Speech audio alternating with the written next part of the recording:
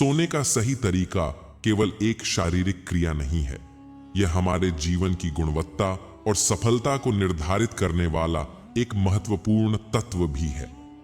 हम सभी यह जानते हैं कि अच्छी नींद हमारे शरीर और मस्तिष्क के लिए कितनी आवश्यक है, लेकिन क्या हमने कभी सोचा है कि हम सोने के सही तरीके को अपनाकर अपने जीवन को और अधिक ऊर्जावान और सफल बना सकते हैं? जब हम दिन भर मेहनत करते हैं, काम का दबाव झेलते हैं और मानसिक तनाव से गुजरते हैं, तो हमारा शरीर और मस्तिष्क एक गहरी और सुकून भरी नींद की मांग करता है। लेकिन कई लोग रात भर करवटें बदलते रहते हैं, नींद में खलल महसूस करते हैं और अगले दिन थकान और सुस्ती के साथ जागते हैं। इसका कारण है कि हम सही तरीके से सोने की आदत विकसित नहीं कर पाए हैं। सोने का सही तरीका केवल इस बात पर निर्भर नहीं करता कि हम कितने घंटे सोते हैं, बल्कि इस पर भी निर्भर करता है कि हम कैसे सोते हैं।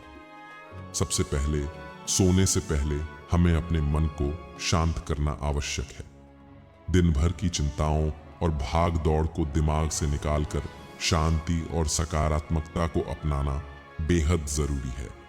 इसके लिए हम सोने से पहले ध्यान या हल्की सांसों के व्यायाम का अभ्यास कर सकते हैं। यह हमारे मस्तिष्क को आराम देता है और हमें गहरी नींद में ले जाने में मदद करता है। सोने की स्थिति भी हमारे स्वास्थ्य और नींद की गुणवत्ता को प्रभावित करती है। पीठ के बल सोना और सही तकिए का उपयोग करना हमारी रीढ़ की हड्डी के लिए फायदेमंद होता है। अगर हम पेट के बल सोते हैं तो यह हमारे शरीर के लिए हानिकारक हो सकता है और हमें कमर दर्द या गर्दन की समस्या का सामना करना पड़ सकता है। इसलिए सही मुद्रा में सोना हमारे स्वास्थ्य को बेहतर बनाने में मदद करता है। सोने से पहले मोबाइल फोन, लैपटॉप या टेलीविजन देखने की आदत को छोड़ना बहुत जरूरी है। इलेक्ट्रॉनिक उपकरणों की नीली रोशनी हमारे मस्तिष्क को सतर्क बनाए रखती है और नींद के हार्मोन मेलाटोनिन के उत्पादन को बाधित करती है। इसके बजाय सोने से पहले एक अच्छी पुस्तक पढ़ना या संगीत सुनना अधिक लाभदायक हो सकता है। एक और महत्वपूर्ण बात यह है कि हमें हर दिन एक निश्चित समय पर सोने और जागने की आदत डालनी चाहिए। अनियमित नींद चक्र हमारे शरीर की प्राकृतिक घड़ी को प्रभावित करता है, जिससे हमें थकान और मानसिक तनाव महसूस होता है। यदि हम एक निश्चित समय पर सोने और जागने की आदत डालते हैं, तो हमारा शरीर एक निश्चित दिनचर्या में ढल जाता है और हमें अधिक ऊर्जावान और ताजगी महसूस होती है। इसलिए यदि हम अपने जीवन को खुशहाल और सफल बनाना चाहते हैं, तो हमें सोने के सही तरीके को अपनाना होगा। यह केवल शारीरिक आराम नहीं है, बल्कि मानसिक और आत्मिक ऊर्जा को संचित करने का एक सशक्त माध्यम भी है।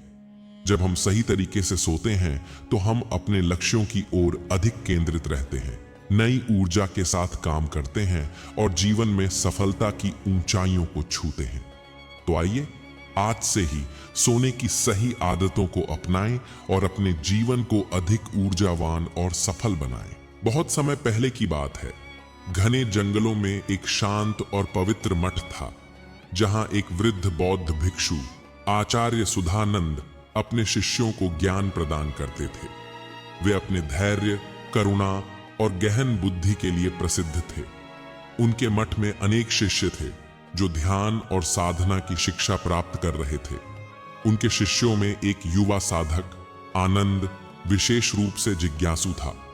वह ध्यान, उपवास और अनुशासन में तो निपुण था, लेकिन उसे एक समस्या हमेशा सताती थी।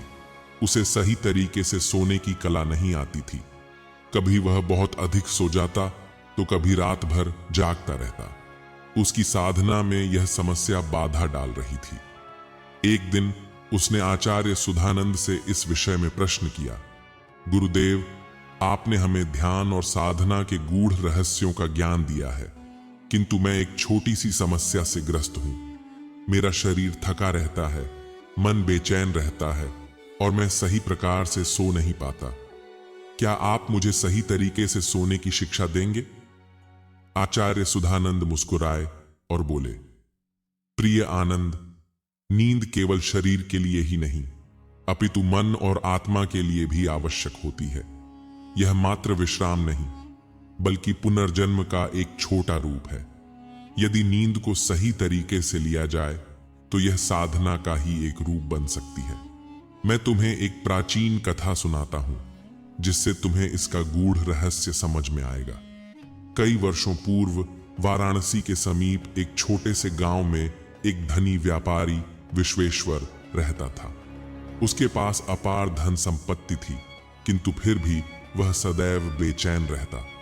वह सो नहीं पाता था और जब कभी वह सोने का प्रयास करता तो उसका मन अतीत की चिंताओं और भविष्य की आशंकाओं से घिर जाता। वह चिकित्सकों और ज्योतिषियों के पास गया, किंतु कोई भी उसकी समस्या का समाधान नहीं कर पाया। एक दिन उसकी यात्रा के दौरान वह एक बौद्ध भिक्षु महास्थविर नागसेन से मिला। उसने भिक्षु से अपनी समस्या कही और उनसे निवेदन किया कि वे उसे एक शांतिपूर्ण नींद का उपाय बताएं। नागसेन मुस्कुराए और बोले, तुम्हारी समस्या केवल सोने की नहीं, जागने की भी है। यदि कोई व्यक्ति जागते समय शांति में नहीं रहता तो वह सोते समय भी शांति अनुभव नहीं कर सकता।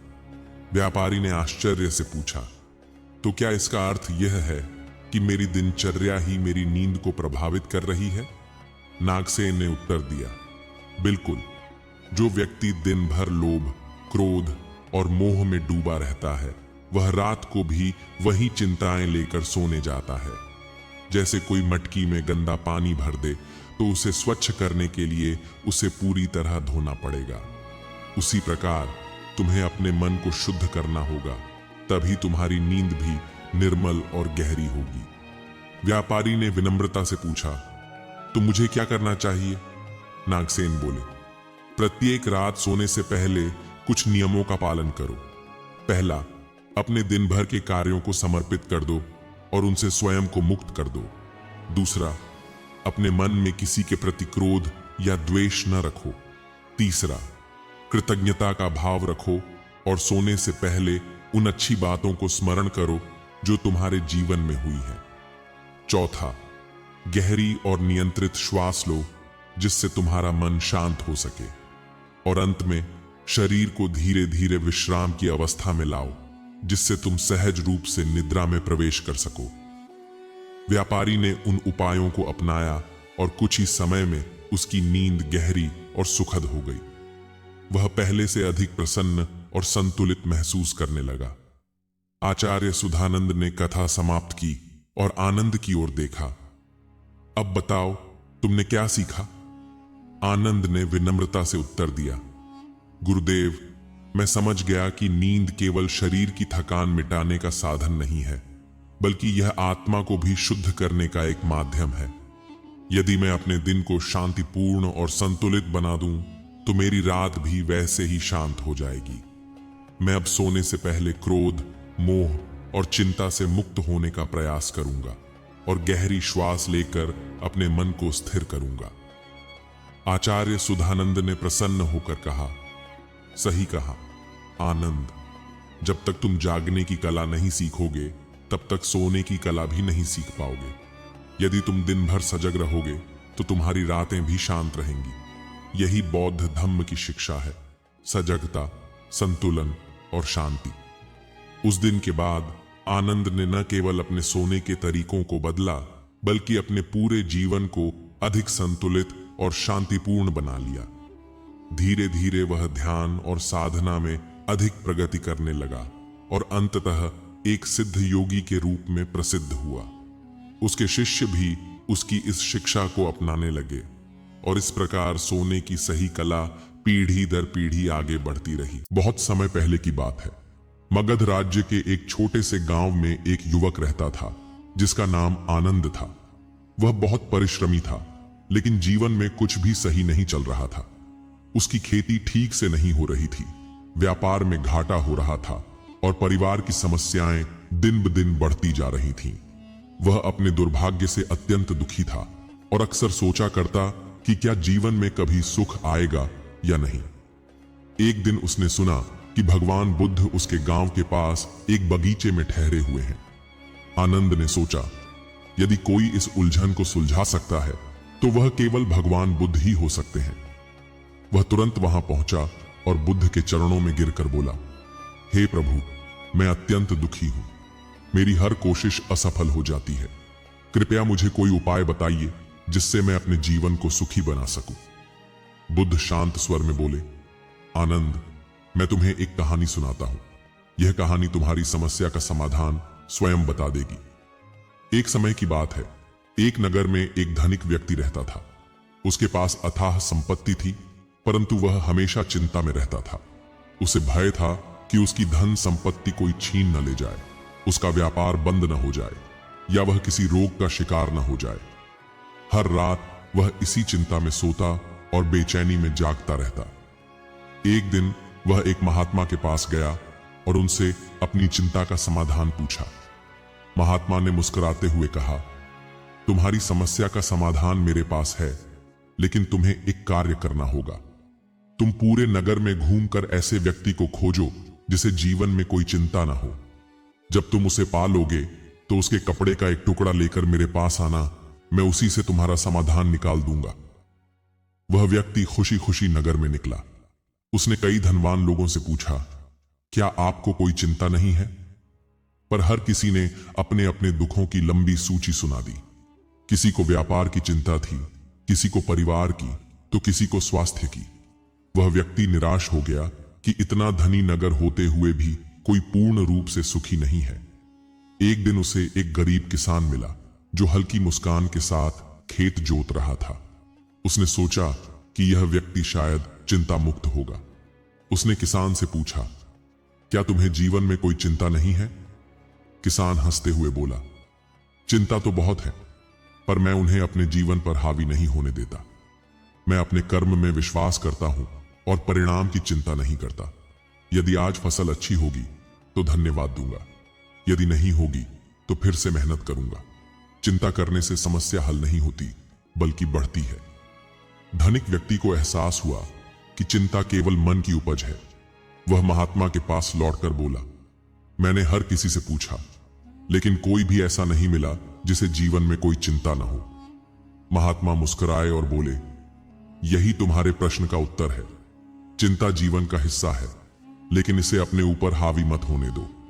चिंताओं को स्वीकार करना सीखो और अपने कर्म में लीन रहो। सुख दुख तो आते जाते रहेंगे, लेकिन जो व्यक्ति धैर्य रखता है वही जीवन में सच्ची शांति पा सकता है। इतना कहकर बुद्ध चुप हो गए। आनंद ध्यानपूर्वक सुन रहा था। उसने सिर झुकाया और कहा, प्रभु, अब मैं समझ गया। दुख और चिंता जीवन का हिस्सा है, लेकिन यदि मैं अपने कर्म को पूरी श्रद्धा और मेहनत से करूं तो मैं भी मन की शांति पा सकता हूं। बुद्ध मुस्कुराए और बोले, यही जीवन का सार है आनंद। चिंता करना छोड़ो और अपने कार्य पर ध्यान दो। जब मन शांत होगा तभी सही दिशा में सोच पाओगे। आनंद ने बुद्ध के चरणों में प्रणाम किया और वहां से एक बदले हुए व्यक्ति के रूप में लौटा। अब वह हर परिस्थिति को स्वीकार करता और बिना भय के जीवन जीने लगा।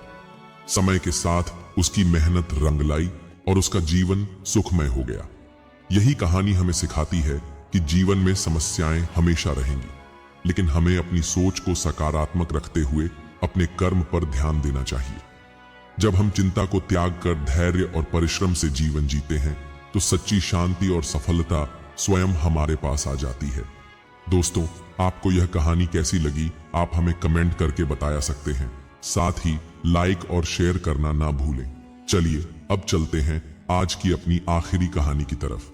नमस्कार मित्रों, अकेला व्यक्ति हर बार YouTube चैनल में आपका दिल से स्वागत है। चलिए कहानी शुरू करते हैं। अगर आप नए हैं तो हमारे चैनल को सब्सक्राइब करना न भूलें, क्योंकि इस तरीके की मोटिवेशनल वीडियो हम लाते रहते हैं। प्राचीन समय की बात है। एक घने जंगल के बीचों बीच एक शांत और पवित्र स्थान पर भगवान बुद्ध अपने शिष्यों के साथ ध्यान में मग्न थे। वह संध्या का समय था। सूर्य धीरे धीरे क्षितिज के पीछे छिपने को था और हवा में एक मधुर शीतलता व्याप्त थी। शिष्यगण बुद्ध के चारों ओर एक वृत्ताकार में बैठे थे। उनकी आंखों में जिज्ञासा और मन में ज्ञान की प्यास थी। हर रात की तरह बुद्ध ने अपने शिष्यों को एक कहानी सुनाने का निश्चय किया। वह धीरे धीरे बोले, आज मैं तुम्हें एक ऐसी कहानी सुनाने जा रहा हूं जो तुम्हारे जीवन को नए दृष्टिकोण से देखने में मदद करेगी। बहुत समय पहले की बात है। एक छोटे से गांव में एक युवक रहता था जिसका नाम आनंद था। आनंद बहुत मेहनती था, परंतु उसे जीवन में कुछ भी हासिल नहीं हो रहा था। उसने कई व्यापार किए, कई जगह काम किया, लेकिन हर बार उसे असफलता ही हाथ लगी। वह हताश और निराश हो चुका था। एक दिन उसने सुना कि एक महान संत पास के पर्वत पर निवास करते हैं जो जीवन के हर प्रश्न का उत्तर जानते हैं। उसने निश्चय किया कि वह संत के पास जाकर अपनी समस्या का हल पूछेगा। आनंद कई दिनों तक कठिन मार्गों से गुजरता हुआ उस पर्वत तक पहुंचा जहां संत अपनी कुटिया में ध्यानस्थ बैठे थे। वह उनके चरणों में गिर पड़ा और बोला, गुरुदेव, मैं जीवन में कितनी भी मेहनत करूं, मुझे सफलता नहीं मिलती। कृपया मुझे बताइए कि ऐसा क्यों हो रहा है। संत ने मुस्कुराते हुए कहा, बेटा, मैं तुम्हें इसका उत्तर अवश्य दूंगा, लेकिन पहले तुम्हें एक कार्य करना होगा। इस पर्वत के नीचे एक झरना है, वहां जाओ और वहां से एक कटोरे में पानी भर कर लाओ, लेकिन ध्यान रहे पानी गिरना नहीं चाहिए। आनंद को यह कार्य आसान लगा और वह तुरंत झरने की ओर चल पड़ा। जब वह वहां पहुंचा तो उसने देखा कि झरने का पानी बहुत तेज गति से बह रहा था। उसने जैसे ही कटोरा पानी में डाला तो लहरों की तीव्रता के कारण कटोरे से पानी छलक गया। उसने कई बार प्रयास किया, परंतु हर बार कटोरे से पानी छलक जाता। हताश होकर वह संत के पास लौट आया और बोला, गुरुदेव, यह असंभव है। झरना बहुत तीव्र गति से बह रहा है, मैं इसे कटोरे में भरकर नहीं ला सकता। संत ने मुस्कुराकर कहा, ठीक है, अब मैं तुम्हें एक उपाय बताता हूं। इस बार धीरे धीरे जाओ, झरने के सबसे किनारे पर जहां पानी शांत है वहां से पानी भरो और मन को स्थिर रखो। आनंद ने संत की बात मानी और इस बार उसने झरने के शांत किनारे से पानी भरा। उसका कटोरा पूरा भर गया और एक भी बूंद नहीं छलकी। वह प्रसन्नता पूर्वक संत के पास पहुंचा। संत ने कटोरा लिया और बोले, बेटा, यही तुम्हारे प्रश्न का उत्तर है। तुम जीवन में बहुत जल्दी में रहते हो और केवल लक्ष्य की ओर भागते हो, बिना यह देखे कि कौन सा मार्ग सही है। जिस प्रकार तेज बहते झरने से पानी भरने में असफल हुए, वैसे ही जीवन में भी यदि तुम जल्दबाजी करोगे और अपने मन को अशांत रखोगे तो सफलता नहीं मिलेगी।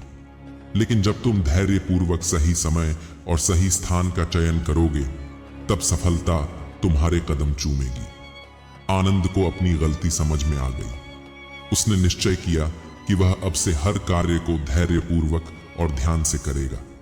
बुद्ध ने अपनी कथा समाप्त की और शिष्यों की ओर देखा।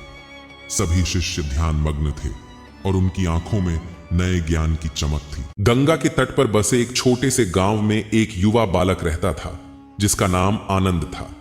वह अत्यंत जिज्ञासु और उत्साही था, लेकिन जीवन की वास्तविकता को समझने के लिए वह हमेशा बेचैन रहता था।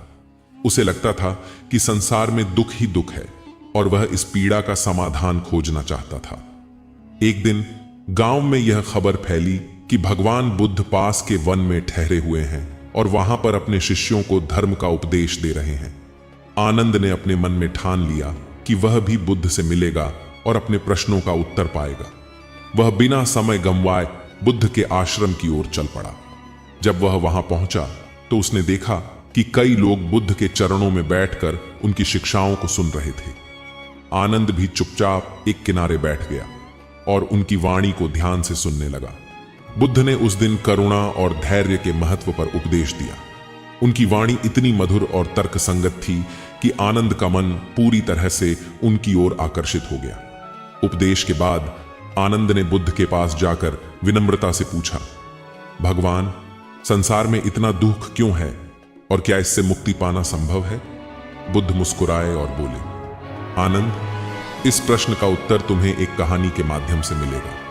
यह वही कहानी है जो मैं हर रात अपने शिष्यों को सुनाता हूं, जिससे उन्हें जीवन की सच्चाई का ज्ञान हो सके। बहुत समय पहले की बात है। एक गांव में एक किसान रहता था। वह परिश्रमी था और अपनी मेहनत से खेतों में अन्न उपजाता था। उसका एक पुत्र था जिसे वह अत्यंत प्रेम करता था। किसान ने अपने बेटे को हर प्रकार की सुख सुविधाएं देने का प्रयास किया, लेकिन उसने जीवन के कठिनाइयों का सामना करने की शिक्षा नहीं दी। एक दिन किसान का पुत्र बीमार हो गया। किसान ने हर प्रकार से उसका इलाज करवाने का प्रयास किया, लेकिन कुछ ही दिनों में उसका पुत्र संसार छोड़कर चला गया। किसान अत्यंत दुखी हो गया और अपने मन की शांति खो बैठा। उसने रो रो कर भगवान से प्रश्न किया, हे प्रभु, यह कैसा न्याय है? मैंने कभी किसी का अहित नहीं किया, फिर भी आपने मेरे पुत्र को मुझसे छीन लिया। दुख से व्याकुल किसान भगवान बुद्ध के पास गया और उनसे अपने मन की पीड़ा व्यक्त की। उसने बुद्ध से प्रार्थना की, मुझे मेरे दुख से बाहर निकालिए। बुद्ध ने उसे बड़े प्रेम से देखा और बोले, मैं तुम्हारी पीड़ा को समझता हूं, लेकिन मैं चाहता हूं कि तुम मेरे लिए एक कार्य करो। तुम गांव में जाओ और ऐसे घर से एक मुट्ठी चावल लेकर आओ जहां कभी किसी ने कोई दुख न झेला हो। किसान को यह कार्य सरल लगा और वह गांव में चावल मांगने निकल पड़ा। वह पहले एक धनी व्यापारी के घर गया और उनसे एक मुट्ठी चावल मांगा। व्यापारी ने चावल देने को तत्परता दिखाई, लेकिन किसान ने पूछा, क्या इस घर में कभी कोई दुखी नहीं हुआ? व्यापारी की आंखों में आंसू आ गए। उन्होंने कहा, मेरे पिता की मृत्यु ने हमें अत्यंत दुख दिया था। किसान निराश होकर वहां से चला गया और एक अन्य घर पहुंचा। वहां पर एक वृद्ध महिला थी जिसने उसे चावल देने की पेशकश की, लेकिन जब किसान ने वही प्रश्न किया तो महिला की आंखें नम हो गईं। उन्होंने कहा, मैंने अपने पति को वर्षों पहले खो दिया था और तब से अकेली हूं। किसान एक घर से दूसरे घर जाता रहा, लेकिन हर स्थान पर उसे यही उत्तर मिला कि इस संसार में कोई भी ऐसा नहीं जिसने दुख का सामना न किया हो। थककर किसान बुद्ध के पास वापस आया और बोला, हे प्रभु, मैं पूरे गांव में गया, लेकिन मुझे एक भी ऐसा घर नहीं मिला जहां दुख न हुआ हो। अब मुझे समझ में आ गया कि दुख जीवन का अभिन्न अंग है और इससे बचा नहीं जा सकता।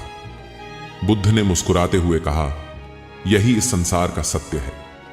दुख से बचने का एकमात्र उपाय इसे स्वीकार करना और जीवन के प्रति एक संतुलित दृष्टिकोण अपनाना है। जब हम अपने मन को स्थिर और शांत रखते हैं तो हम किसी भी परिस्थिति में अपने आप को नियंत्रित रख सकते हैं। आनंद ने जब यह कहानी सुनी तो उसके मन की बेचैनी समाप्त हो गई। उसने समझ लिया कि दुख को नकारने की बजाय उसे स्वीकार करना ही सच्चा समाधान है। उस दिन के बाद आनंद ने स्वयं को धैर्य और करुणा के मार्ग पर चलने के लिए समर्पित कर दिया। उसने बुद्ध की शिक्षाओं का पालन किया और धीरे धीरे अपने भीतर की शांति को प्राप्त किया। यह कहानी यह सिखाती है कि दुख से बचा नहीं जा सकता, लेकिन हम इसे सही दृष्टिकोण से देखकर अपने जीवन में शांति ला सकते हैं। जैसे बुद्ध ने किसान को सिखाया कि दुख केवल साथ नहीं हुआ, बल्कि यह सभी के जीवन का हिस्सा है, वैसे ही हमें भी अपने जीवन में आने वाले कठिन समय को सहन करना और आगे बढ़ना सीखना चाहिए। भगवान बुद्ध की शिक्षाएं हमें सिखाती हैं कि हम अपने भीतर करुणा, धैर्य और संतुलन विकसित करें, ताकि किसी भी परिस्थिति में अपने मन को शांत रख सकें। जब हम दूसरों के दुख को समझते हैं, तब हमारा मन व्यापक हो जाता है और हम जीवन के गहरे अर्थ को समझने लगते हैं। यह वही कहानी थी जो बुद्ध सोने से पहले अपने शिष्यों को सुनाते थे, ताकि वे जीवन की सच्चाई को समझ सकें और सच्चे ज्ञान की ओर अग्रसर हो सकें। आनंद के मन में बुद्ध की कहानी ने गहरी छाप छोड़ी थी। उसने सोचा कि यदि जीवन में दुख अपरिहार्य है, तो फिर सुख की खोज करना व्यर्थ नहीं है क्या? वह यह जानना चाहता था कि यदि सभी को दुख भोगना ही पड़ता है, तो फिर क्या इस जीवन में कोई ऐसा मार्ग है जो स्थायी शांति और आनंद की ओर ले जाए? वह बुद्ध के चरणों में बैठा रहा और कुछ समय बाद उसने उनसे एक और प्रश्न किया, भगवान, आपने कहा कि दुख से बचा नहीं जा सकता, लेकिन क्या इसका कोई समाधान है?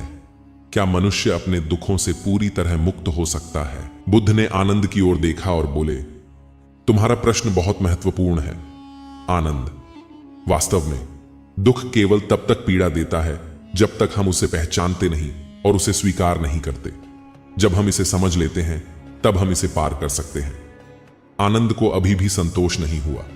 उसने आगे पूछा, लेकिन भगवान, यदि हम सब दुख को स्वीकार भी कर लें तो भी यह समाप्त तो नहीं होता। क्या कोई ऐसा मार्ग नहीं है जिससे हम सदा के लिए दुख से मुक्त हो सकें? बुद्ध ने मुस्कुराकर कहा, बिल्कुल आनंद, यही तो मेरे समस्त उपदेशों का सार है। मैं तुम्हें एक और कहानी सुनाता हूं जिससे तुम्हें यह समझने में सहायता मिलेगी कि मनुष्य किस प्रकार अपने दुखों से मुक्त हो सकता है। बहुत समय पहले की बात है। एक समृद्ध नगर में एक राजा रहता था। वह बहुत ही न्यायप्रिय और बुद्धिमान था।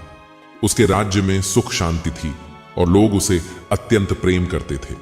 लेकिन राजा स्वयं बहुत बेचैन रहता था। उसे किसी भी चीज में आनंद नहीं आता था। वह सबसे पूछता कि जीवन का सच्चा सुख कहां है, लेकिन कोई भी उसे संतोषजनक उत्तर नहीं दे पाता। एक दिन एक सन्यासी उसके दरबार में आया।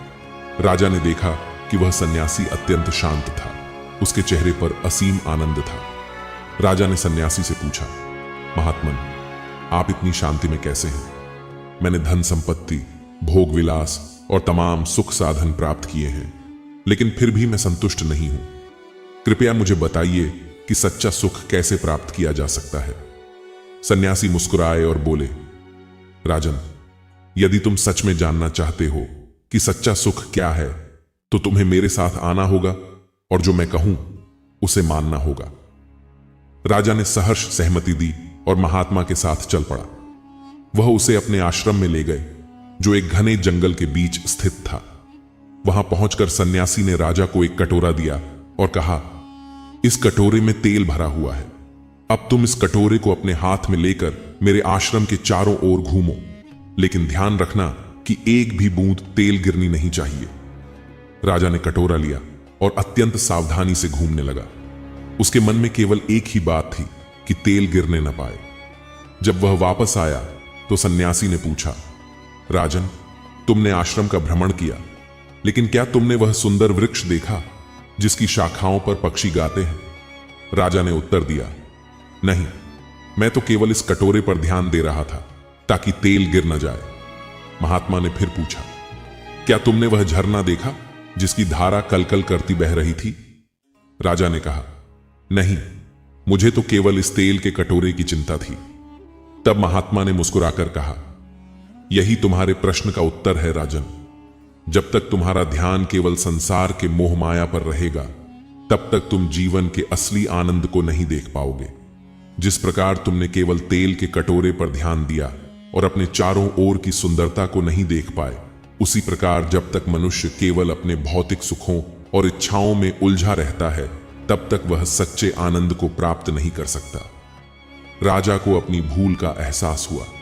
उसने समझ लिया कि सच्चा सुख बाहरी वस्तुओं में नहीं बल्कि भीतर की शांति में है। उसने अपना राज्य अपने पुत्र को सौंप दिया और स्वयं सन्यासी के शिष्य बनकर आत्मज्ञान की खोज में निकल पड़ा। आनंद ने यह कहानी सुनी तो वह गहरे विचार में पड़ गया। उसने बुद्ध से पूछा, भगवान, क्या इसका अर्थ यह है कि हमें सभी सांसारिक वस्तुओं को त्याग देना चाहिए? बुद्ध ने उत्तर दिया, नहीं आनंद, संसार को त्यागना आवश्यक नहीं, लेकिन उसमें लिप्त होना भी उचित नहीं। जो व्यक्ति संसार में रहते हुए भी उससे मोह नहीं करता, वही सच्ची शांति प्राप्त करता है। जब तुम किसी चीज को अत्यधिक महत्व देते हो, तब तुम्हें उसका भय भी सताने लगता है, खो देने का भय, असफलता का भय। लेकिन जब तुम उसे केवल एक साधन के रूप में देखते हो और उसमें आसक्ति नहीं रखते, तब तुम मुक्त हो जाते हो।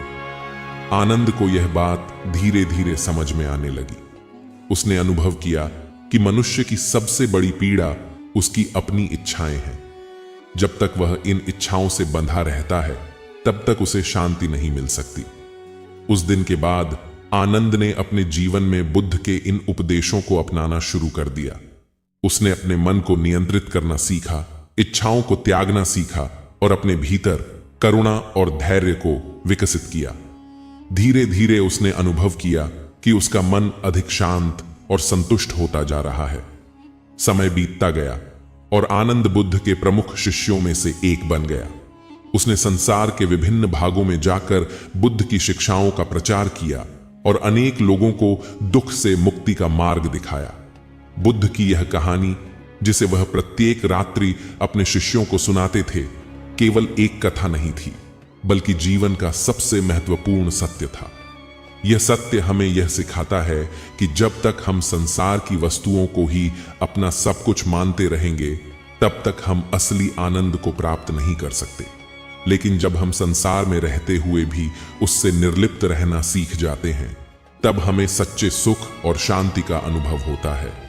यह कहानी सिर्फ आनंद की नहीं, बल्कि प्रत्येक मनुष्य की है। हम सभी अपने जीवन में कभी न कभी उस स्थिति में आते हैं जब हमें लगता है कि संसार में केवल दुख ही दुख है। लेकिन यदि हम बुद्ध की शिक्षाओं को अपनाएं और अपने भीतर करुणा, धैर्य और संतोष विकसित करें, तो हम भी सच्चे आनंद की प्राप्ति कर सकते हैं। और इस प्रकार बुद्ध की यह कहानी पीढ़ी दर पीढ़ी आगे बढ़ती रही, जिससे अनगिनत लोगों को जीवन का सच्चा मार्गदर्शन मिला। बुद्ध की वाणी आज भी गूंज रही है, और जो कोई भी उसे ध्यानपूर्वक सुनता है, वह अपने भीतर शांति और आत्मज्ञान की ज्योति को प्रज्वलित कर सकता है। नमस्कार दोस्तों, अकेला व्यक्ति हर बार में आपका दिल से स्वागत है। दोस्तों, रात होते ही हम सभी सो जाते हैं, पर क्या आपको पता है, सोने का भी तरीका होता है। आज हम सोने के तरीके के विषय में बात करेंगे। दोस्तों, अगर आपका कोई सवाल है तो आप कमेंट में हमें पूछ सकते हैं। तो चलिए दोस्तों, रात की नींद कहानी शुरू करते हैं। नींद केवल एक सामान्य क्रिया नहीं है, बल्कि यह हमारे शरीर और मन के लिए सबसे आवश्यक चीजों में से एक है। सही तरीके से सोना न केवल हमारे स्वास्थ्य को बेहतर बनाता है, बल्कि यह हमारे मानसिक और आध्यात्मिक विकास में भी मदद करता है। लेकिन क्या आपने कभी सोने के सही तरीके के बारे में सोचा है? क्या आपको पता है कि आपकी सोने की आदतें आपके भाग्य, ऊर्जा और आने वाले कल को प्रभावित कर सकती हैं? प्राचीन ग्रंथों, वैज्ञानिक शोधों और योग विद्या में इस विषय पर बहुत गहराई से चर्चा की गई है। सोने से पहले हम जो भी विचार करते हैं, जो भावनाएं महसूस करते हैं, वे हमारे अवचेतन मन में समाहित हो जाती हैं और हमारे भविष्य को प्रभावित करती हैं। इसलिए यह बहुत जरूरी है कि हम सही मानसिकता, सही मुद्रा और सही भावनाओं के साथ सोने जाएं। आइए आज हम आपको एक ऐसी प्रेरणादायक कहानी सुनाते हैं जो न केवल आपको सोने का सही तरीका सिखाएगी, बल्कि आपके जीवन को बदलने की शक्ति भी रखती है। यह कहानी आपको भावनाओं से भर देगी और आपके मन को शांति और प्रेरणा से भर देगी। राघव एक साधारण लेकिन मेहनती व्यक्ति था। वह दिन भर काम करता और रात को थककर अपने बिस्तर पर गिर जाता। लेकिन उसकी एक समस्या थी, वह ठीक से सो नहीं पाता था। चाहे वह कितना भी थक जाए, रात को उसके मन में हजारों विचार उमड़ते रहते। कभी बीते हुए समय की चिंताएं, कभी भविष्य की अनिश्चितताएं, कभी जीवन की परेशानियां। उसकी नींद अधूरी रहती और सुबह उठते ही वह खुद को और भी थका हुआ महसूस करता। एक दिन वह अपने दादाजी के पास गया, जो एक विद्वान और योगी थे। उसने कहा, दादाजी, मैं रात को सो नहीं पाता, मेरा मन अशांत रहता है, आप ही मुझे कोई उपाय बताइए। दादाजी मुस्कुराए और बोले, बेटा, सोने का सही तरीका जान लो, फिर देखना तुम्हारा जीवन कैसे बदलता है। राघव ने आश्चर्य से पूछा, सोने का सही तरीका? क्या कोई खास तरीका होता है? दादाजी बोले, बिल्कुल, और इसे समझने के लिए आज रात मैं तुम्हें एक विशेष प्रयोग करने को कहूंगा। राघव उत्सुक हो गया। उसने पूछा, क्या करना होगा? दादाजी ने गंभीरता से कहा, रात को जब सोने जाओ तो ये 5 बातें करना। सबसे पहले अपने मन को शांत करना। सोने से पहले दिन भर की परेशानियां भूल जाओ। अपने मन को हल्का करो। याद रखो, जो बीत गया उसे बदला नहीं जा सकता, और जो आने वाला है उसकी चिंता करने से कुछ नहीं बदलेगा। राघव ने उस रात यही किया। जब वह बिस्तर पर गया तो उसने गहरी सांस ली और अपने मन से सभी चिंताओं को बाहर निकालने की कोशिश की। उसने महसूस किया कि उसका मन पहले से हल्का हो गया है। दूसरा नियम था कृतज्ञता का अभ्यास। सोने से पहले कम से कम 3 चीजों के लिए भगवान को धन्यवाद देना चाहिए। राघव ने सोचा, आज मेरे पास अच्छा भोजन था, मेरे पास रहने के लिए घर है और मेरे पास परिवार है। उसने मन ही मन भगवान को धन्यवाद दिया। यह करने से उसके मन में सकारात्मकता आ गई तीसरा नियम था क्षमा और प्रेम का अभ्यास करना। दादाजी ने कहा था, अगर किसी ने तुम्हारा दिल दुखाया हो तो उसे माफ कर दो, और अगर तुमने किसी को दुख पहुंचाया हो तो अपने मन में उससे माफी मांग लो। राघव को याद आया कि उस दिन उसने अपने दोस्त से झगड़ा कर लिया था। उसने मन में उससे माफी मांगी और सोचा, कल मैं उससे मिलकर सुलह कर लूंगा। चौथा नियम था सही मुद्रा में सोना। दादाजी ने समझाया था कि सोते समय दाईं करवट लेना सबसे अच्छा माना जाता है, क्योंकि यह शरीर के ऊर्जा प्रवाह को सही रखता है और हृदय पर दबाव नहीं डालता। राघव ने पहली बार ध्यान दिया कि वह अक्सर उलटी सीधी मुद्राओं में सो जाता था। उसने खुद को सही मुद्रा में रखा और आराम महसूस किया। पांचवा नियम था अच्छी सोच के साथ नींद में जाना। दादाजी ने कहा था, जो विचार लेकर तुम सोओगे वही तुम्हारे अवचेतन में जाएगा। इसलिए सोने से पहले कोई अच्छी बात सोचो, कोई अच्छा दृश्य देखो या कोई सकारात्मक संकल्प लो। राघव ने मन में एक सुंदर जंगल की छवि बनाई जहां वह शांति से घूम रहा था। उसने महसूस किया कि उसकी सारी थकान गायब हो रही है। उस रात पहली बार राघव ने गहरी और शांत नींद ली। अगली सुबह जब वह उठा तो उसे ऐसा लगा जैसे वह किसी नए जीवन में प्रवेश कर चुका हो। उसका मन हल्का था, उसकी ऊर्जा दोगुनी थी और सबसे महत्वपूर्ण बात, वह खुश था। वह दौड़ता हुआ दादाजी के पास गया और बोला, दादाजी, आपने जो बताया वह सच में जादू जैसा था। मुझे पहली बार सुकून भरी नींद मिली। दादाजी मुस्कुराए और बोले, बेटा, यह कोई जादू नहीं है, यह जीवन का सत्य है। जब हम सही तरीके से सोते हैं तो हमारा शरीर और मन दोनों स्वस्थ रहते हैं। रात की अच्छी नींद ही अगले दिन की सफलता की नींव होती है। राघव ने उस दिन से सोने के इन नियमों को अपनी आदत बना लिया। कुछ ही दिनों में उसके जीवन में चमत्कारी बदलाव आने लगे। उसकी चिंता कम हो गई, उसका मन शांत रहने लगा और सबसे बड़ी बात, वह हर दिन ऊर्जावान और खुश रहने लगा। यह कहानी सिर्फ राघव की नहीं बल्कि हम सबकी है। हम सब जीवन की दौड़ में इतना उलझ जाते हैं कि सही तरीके से सोने की कला भूल जाते हैं। लेकिन अगर हम भी इन 5 नियमों को अपना लें तो हम अपने जीवन में आश्चर्यजनक बदलाव देख सकते हैं।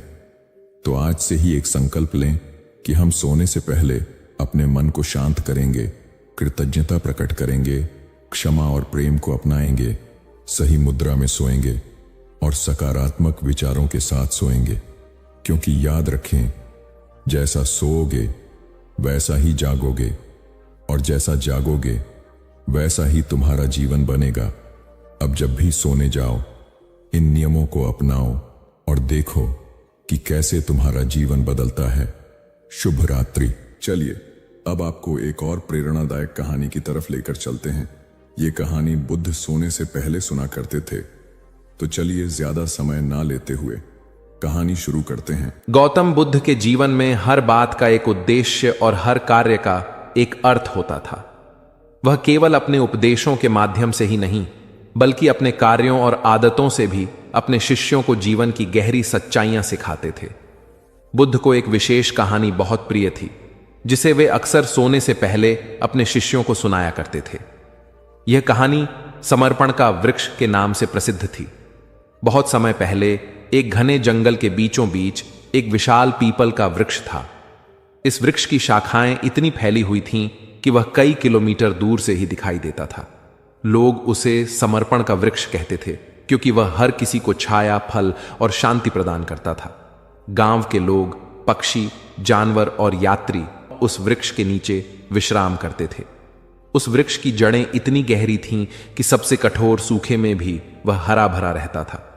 एक दिन एक युवा साधक जंगल से गुजर रहा था। वह जीवन के गहरे अर्थ और सच्चे सुख की तलाश में था। वह कई गुरुओं के पास गया था, कई ग्रंथ पढ़े थे, लेकिन उसे संतोष नहीं मिला। थक हार कर वह समर्पण के वृक्ष के नीचे आ बैठा। साधक ने वृक्ष से पूछा, हे महान वृक्ष, तुम इतने विशाल हो, सबको छाया और शांति देते हो, लेकिन तुम्हें यह शक्ति और सुकून कहां से मिलता है? वृक्ष मुस्कुराया और धीरे से बोला, मेरे पास तुम्हारे सभी प्रश्नों का उत्तर है। अगर तुम सच में सीखने को तैयार हो तो मैं तुम्हें अपना रहस्य बताऊंगा। युवक ने उत्सुकता से सिर हिलाया और वृक्ष ने अपनी कहानी सुनानी शुरू की। वृक्ष ने कहा, मैं हमेशा ऐसा नहीं था।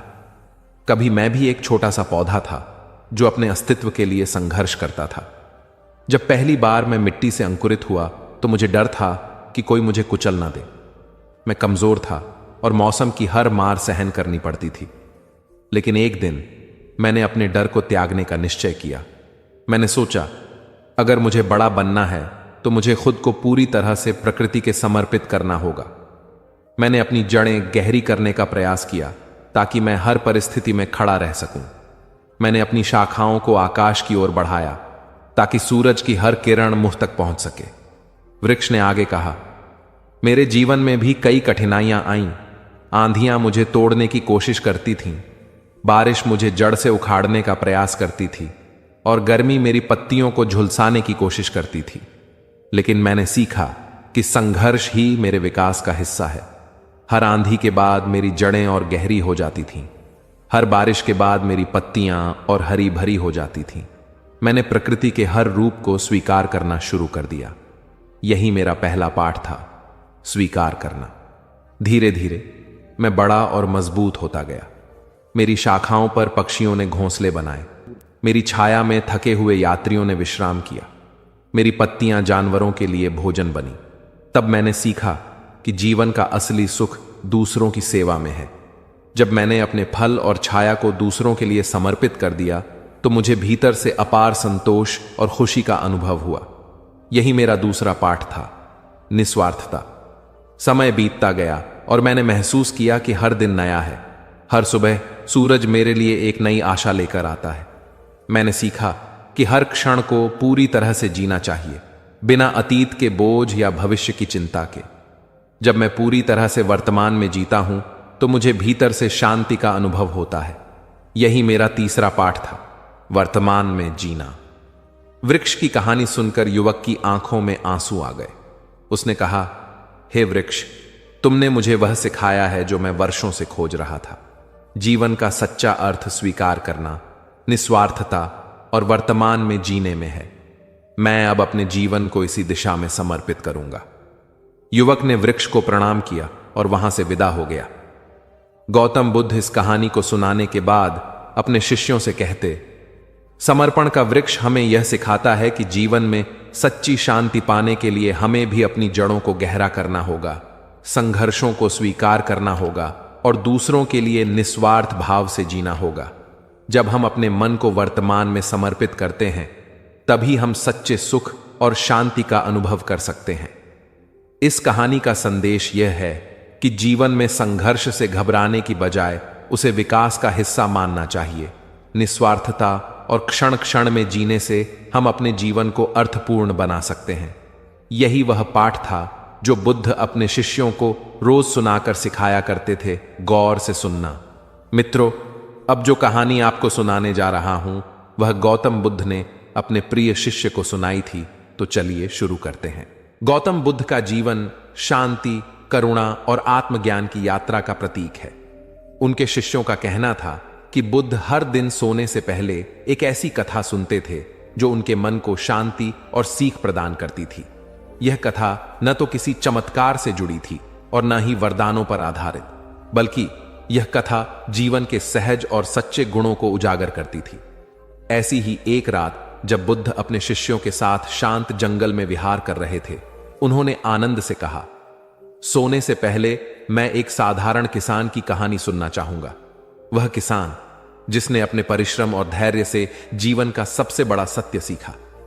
आनंद ने सिर झुका लिया और मुस्कुराते हुए बोले, महात्मा, यह कथा हमें दिखाएगी कि किस प्रकार साधारण जीवन में ही असाधारण ज्ञान छिपा है।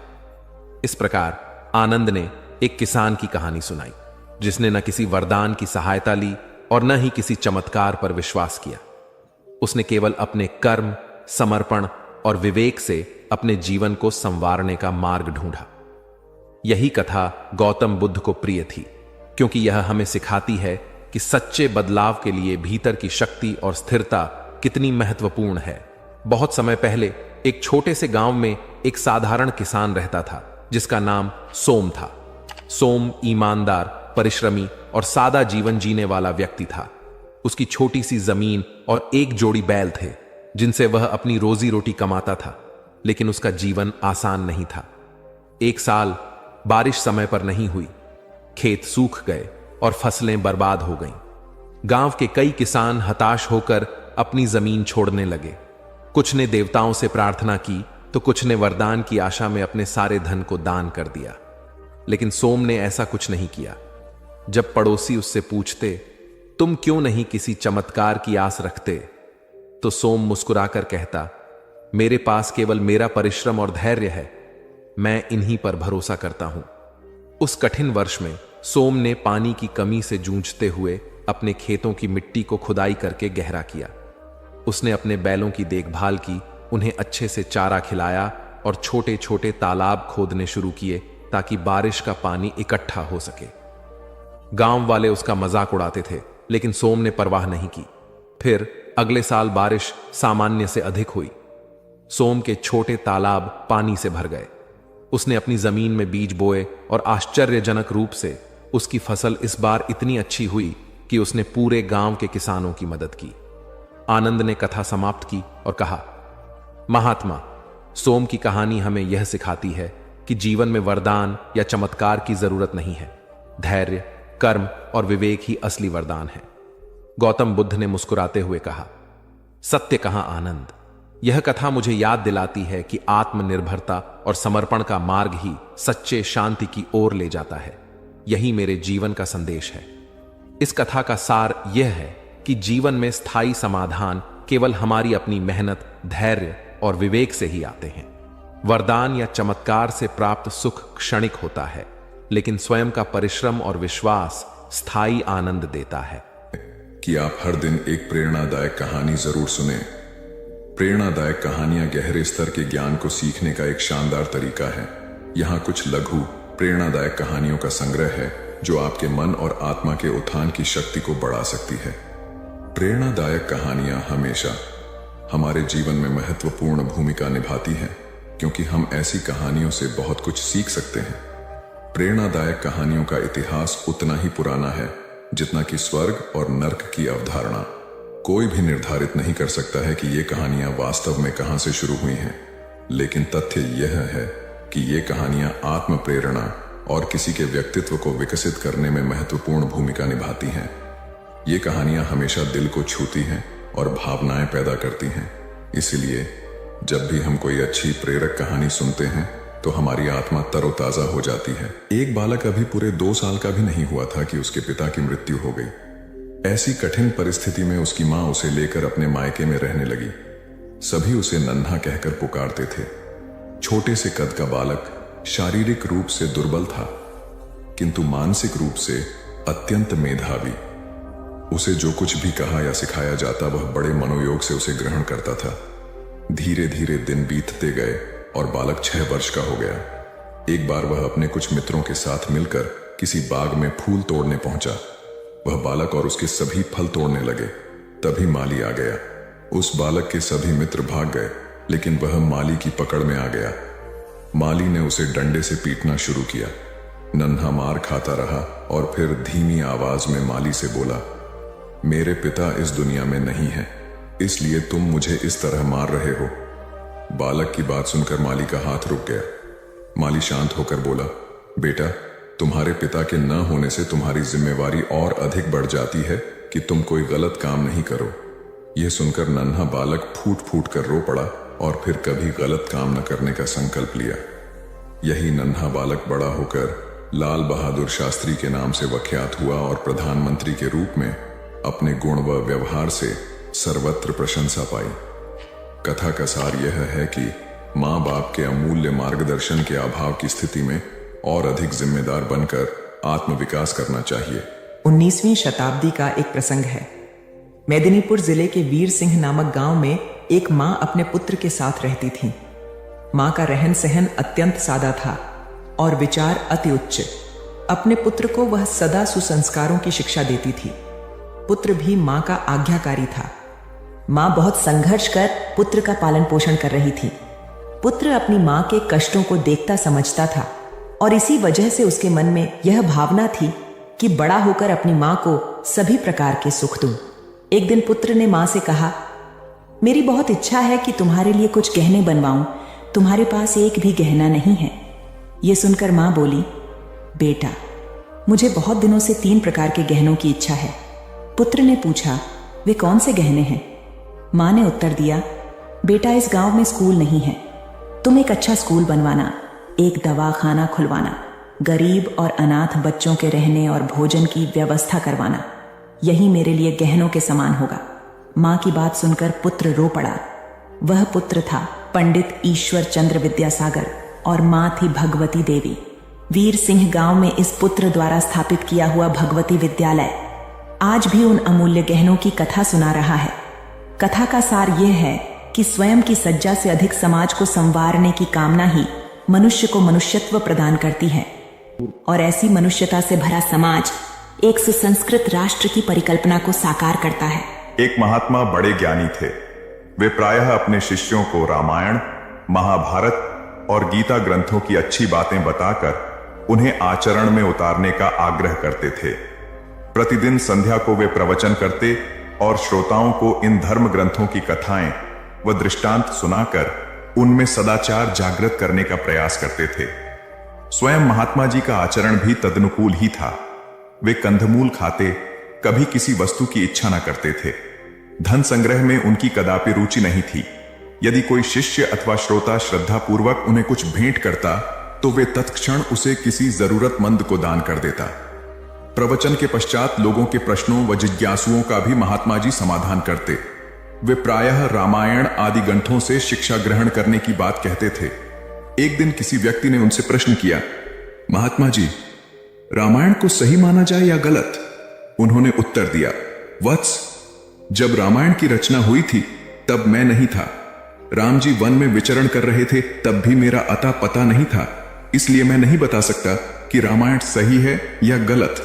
मैं तो सिर्फ इतना बता सकता हूं कि इसके अध्ययन एवं इससे मिलने वाली शिक्षा से सुधर कर मैं आज इस स्थिति में हूं। चाहो तो तुम भी इसका प्रयोग कर अपना जीवन बेहतर बना सकते हो। सार यह है कि धर्म ग्रंथ व नीति ग्रंथ तर्क का विषय नहीं होते, उनमें सतोमुखी जीवन के तत्व होते हैं। अतः उनसे अपने जीवन को सार्थकता देने की शिक्षा ग्रहण करनी चाहिए, न कि उन्हें तर्क की कसौटी पर कसना चाहिए। उपन्यासकार डा क्रोनिन अत्यंत निर्धन थे। पुस्तकों की रॉयल्टी या तो प्रकाशक हड़प जाते अथवा क्रोनिन को उनके हक से कम 2 क्रोनिन बहुत सीधे थे। प्रकाशकों से लड़ाई कर अपना हक लेना उन्हें नहीं आता था। अतः गरीबी में उनका जीवन बीत रहा था। इसी गरीबी में जैसे तैसे उन्होंने चिकित्सा की पढ़ाई पूर्ण की और डॉक्टर बन गया। जब वे चिकित्सा के क्षेत्र में आए तो कुछ लोगों ने उन्हें इसके जरिए पैसा कमाने का तरीका बताया। वे लोगों की बातों में आकर मरीज से मोटी फीस वसूलने लगे। वे किसी भी निधर्न पर दया नहीं करता और पूरा चिकित्सा खर्च लेते। यह देखकर क्रोनिन की पत्नी बहुत दुखी हुई। वे अत्यंत दयालु थीं। पति की गरीबों के साथ यह निर्दय देख एक दिन वे बोली, हम गरीब ही ठीक थे, हमसे कम दिल में दया तो थी। उस दया को खोकर तो हम कंगाल हो गए, अब मनुष्य ही नहीं रहे। पत्नी की मर्मस्पर्शी बात सुनकर डा क्रोनिन को आत्मबोध हुआ और उन्होंने अपनी पत्नी से कहा, तुम सच कह रही हो। व्यक्ति धन से नहीं मन से धनी होता है। तुमने सही समय पर सही राह दिखाई, अन्यथा हम अमानवीयता की गहरी खाई में गिर जाते तो कभी उठ ही नहीं पाते। कथा का निहितार्थ यह है कि जब मनुष्य अपनी मानवीयता की मूल पहचान से डिगने लगता है तो सामाजिक नैतिकता तो खंडित होती ही है, वह स्वयं भी भीतर खोखला हो जाता है, क्योंकि ऐसा उनकी पवित्र संस्कारशीलता बलि छड़ चुकने के बाद ही होता है। बौद्ध धर्म का व्यापक प्रचार प्रसार हो चुका था। अनेक बौद्ध मठ स्थापित हो चुके थे। सभी मठों में योग्य आचार्य व कुलपित की नियुक्ति की जानी थी ताकि वे बौद्ध धर्म के समुचित प्रसार में अपनी महती भूमिका निभा सकें। आचार्य व कुलपति की नियुक्ति में उनके ज्ञान और विवेक के अतिरिक्त उनकी परहित रुचि को भी विशेष रूप से परखा जाता था, क्योंकि मठ सामूहिक हितों को प्रमुखता देते थे।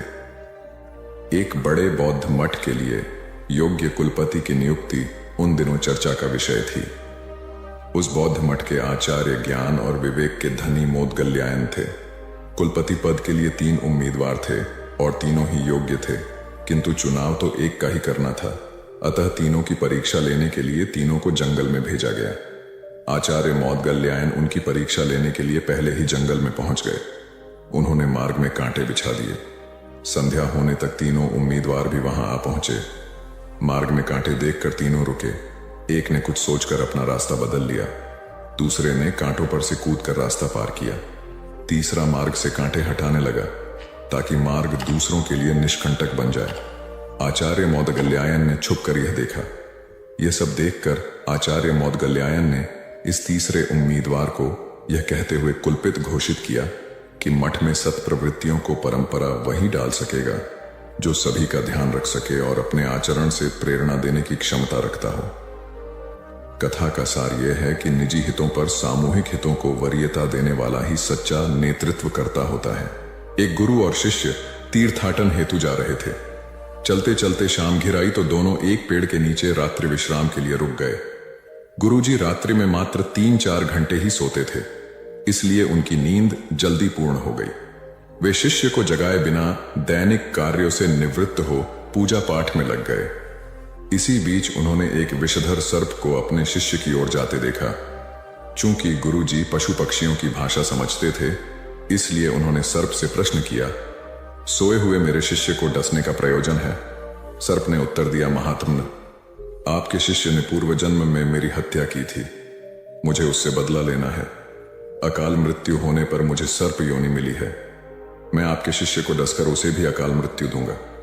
क्षण भर विचार के उपरांत गुरुजी बोले, मेरा शिष्य अत्यंत सदाचारी व होनहार होने के साथ ही अच्छा साधक भी है। फिर तुम उसे मरकर विश्व को उसके ज्ञान और प्रतिभा से क्यों वंचित कर रहे हो? स्वयं भी इस कार्य से मुक्ति नहीं मिलेगी। किंतु सर्प का निश्चय नहीं बदला। तब गुरुजी ने एक प्रस्ताव को रखते हुए कहा, मेरे शिष्य की साधना अभी अधूरी है, उसे अभी इस क्षेत्र में बहुत कुछ करना है, जबकि मेरे लक्ष्य पूर्ण हो चुके हैं। मेरे नाश में किसी की हानि नहीं है, अतः उसके स्थान पर मुझे 10 लो। गुरु का यह स्नेह देखकर सर्प का हृदय परिवर्तन हो गया और वह उन्हें प्रणाम कर वहां से चला गया।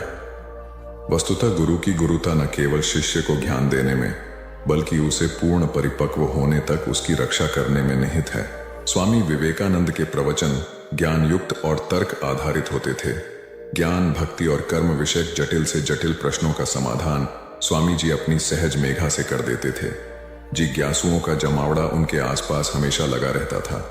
प्रवचन के दौरान या प्रवचन समाप्ति के उपरांत भी कई बार ऐसा होता था कि जिज्ञासुओं की ओर से प्रश्न आते रहते और स्वामी जी उन प्रश्नों का संतुष्टिजनक उत्तर देते।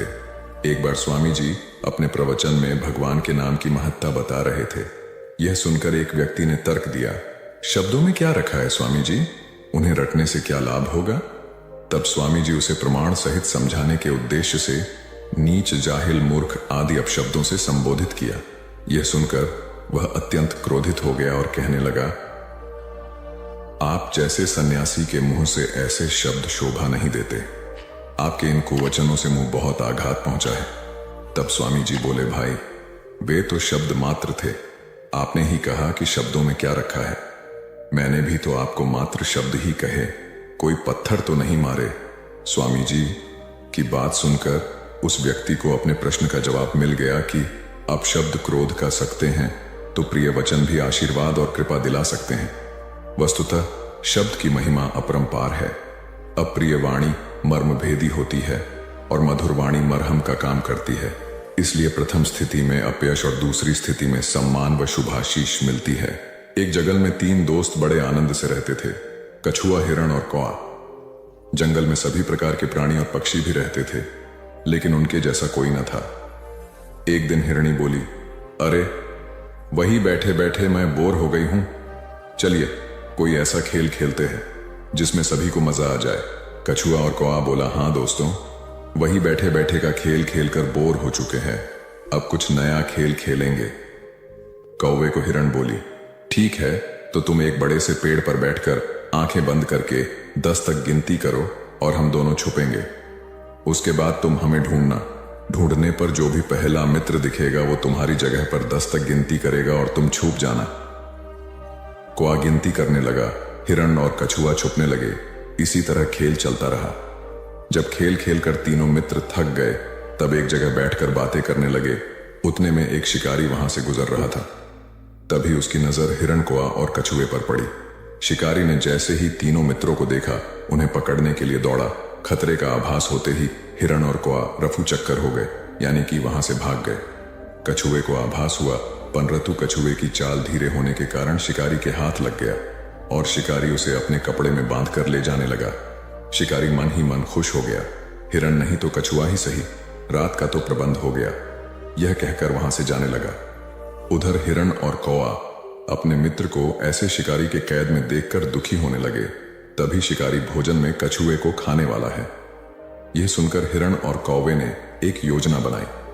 कौवे ने हिरण को कहा कि जैसे ही शिकारी यहां से जब जाने लगेगा, तब तुम उसके सामने जाना। जब शिकारी तुम्हें देखेगा तो अपनी पोटली जमीन पर रखकर तुम्हें पकड़ने के लिए जैसे ही दौड़ेगा, मैं जमीन पर रखी हुई पोटली पकड़कर उड़ जाऊंगा और तुम वहां से भाग जाना। जैसे ही शिकारी वहां से जाने लगा, हिरनी उसके सामने आ गई। शिकारी ने हिरनी को पकड़ने के लिए पोटली जैसे ही जमीन पर रखी, कौआ अपनी चोंच में पोटली पकड़कर उड़ गया। शिकारी हिरण को पकड़ने के लिए दौड़ा और पीछे मुड़कर देखा, कौआ पोटली चोंच में पकड़कर उड़ रहा था और इधर हिरण पलक झपटे ही भाग गई। शिकारी निराश होकर घर लौट गया। कौवे ने पोटली को महफूज जगह पर रखा और कछुए को शिकारी के चंगुल से आजाद कराया और तीनों मित्र आनंद से रहने लगे। इससे हमें यह सीख मिलती है कि असली दोस्ताना वही जो समय पर काम आए। एक किसान था जिसके 2 बेटे थे। वह बहुत ही आलसी और निकम्मे थे।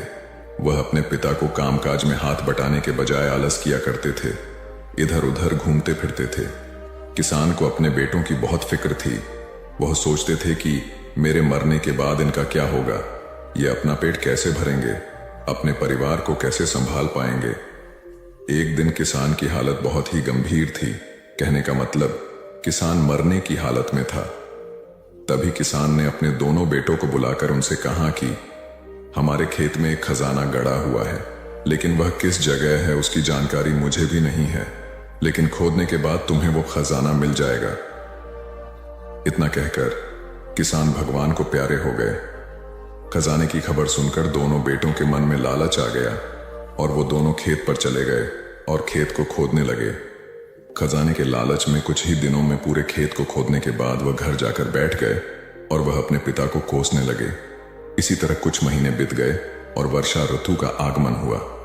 किसान के बेटों के पास पेट भरने के लिए सिर्फ एक ही जरिया था, वो थी खेती। तब बाकी किसानों की तरह किसान के बेटों ने खेत में बीज बोने शुरू कर दिए। वर्षा का पानी पाकर वह बीज अंकुरित हुए और देखते ही देखते खेत लहराने लगे। ऐसा लग रहा था कि हवा के झोंके से लहरा रहे थे। यह देखकर किसान के बेटे बहुत खुश हो गए। उनको समझ आ गया कि परिश्रम ही सच्चा धन होता है और वो उसी तरह से अपने पिता के शब्दों का मोल भी समझ गए और अपने कामकाज में लग गए। यही कहानी आज हम सबकी भी है। मित्रों, इसी पेड़ की तरह हमारे माता पिता भी होते हैं। जब हम छोटे होते हैं तो उनके साथ खेलकर बड़े होते हैं और बड़े होकर उन्हें छोड़कर चले जाते हैं और तभी वापस आते हैं जब हमें कोई जरूरत होती है। धीरे धीरे ऐसे ही जीवन बीत जाता है। हमें पेड़ रूपी माता पिता की सेवा करनी चाहिए, ना कि सिर्फ उनसे फायदा लेना चाहिए।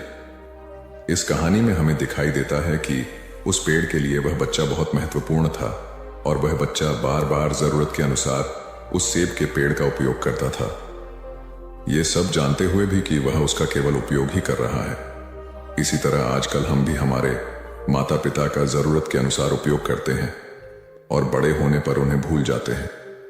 हमें हमेशा हमारे माता पिता की सेवा करनी चाहिए, उनका सम्मान करना चाहिए और हमेशा भले ही हम कितने भी व्यस्त क्यों ना हो, उनके लिए थोड़ा समय तो भी निकलते रहना चाहिए। एक समय की बात है, एक बार गौतम बुद्ध अपने शिष्यों के साथ बैठे हुए थे।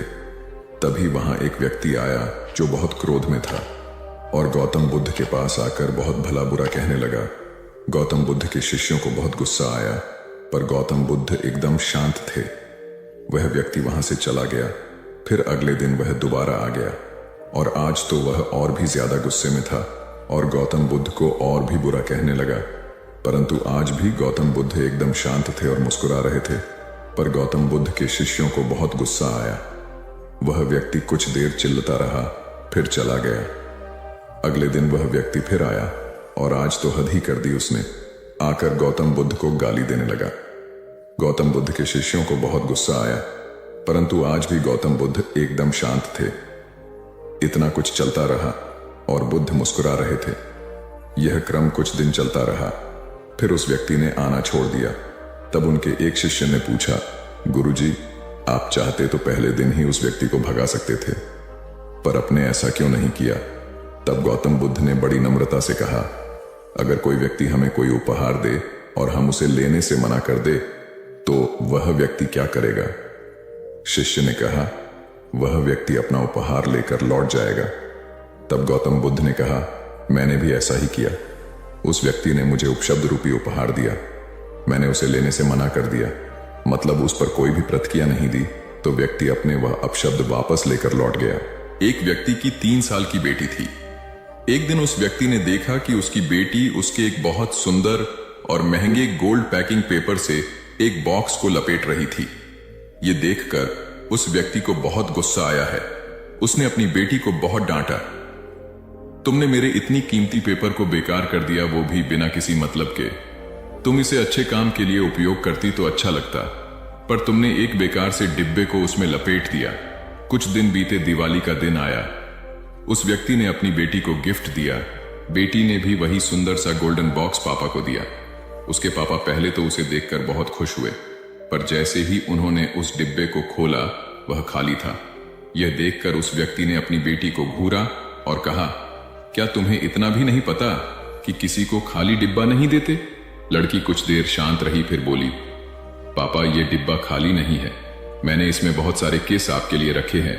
कभी कभी आप जल्दी ऑफिस चले जाते हैं और मैं सोती रह जाती हूं, तो आप इसमें से एक किस ले जा सकते हैं। बेटी की बात सुनकर उस व्यक्ति की आंख भर आई। एक गांव में एक लड़का रहता था। उसके घर की आर्थिक स्थिति ठीक नहीं थी।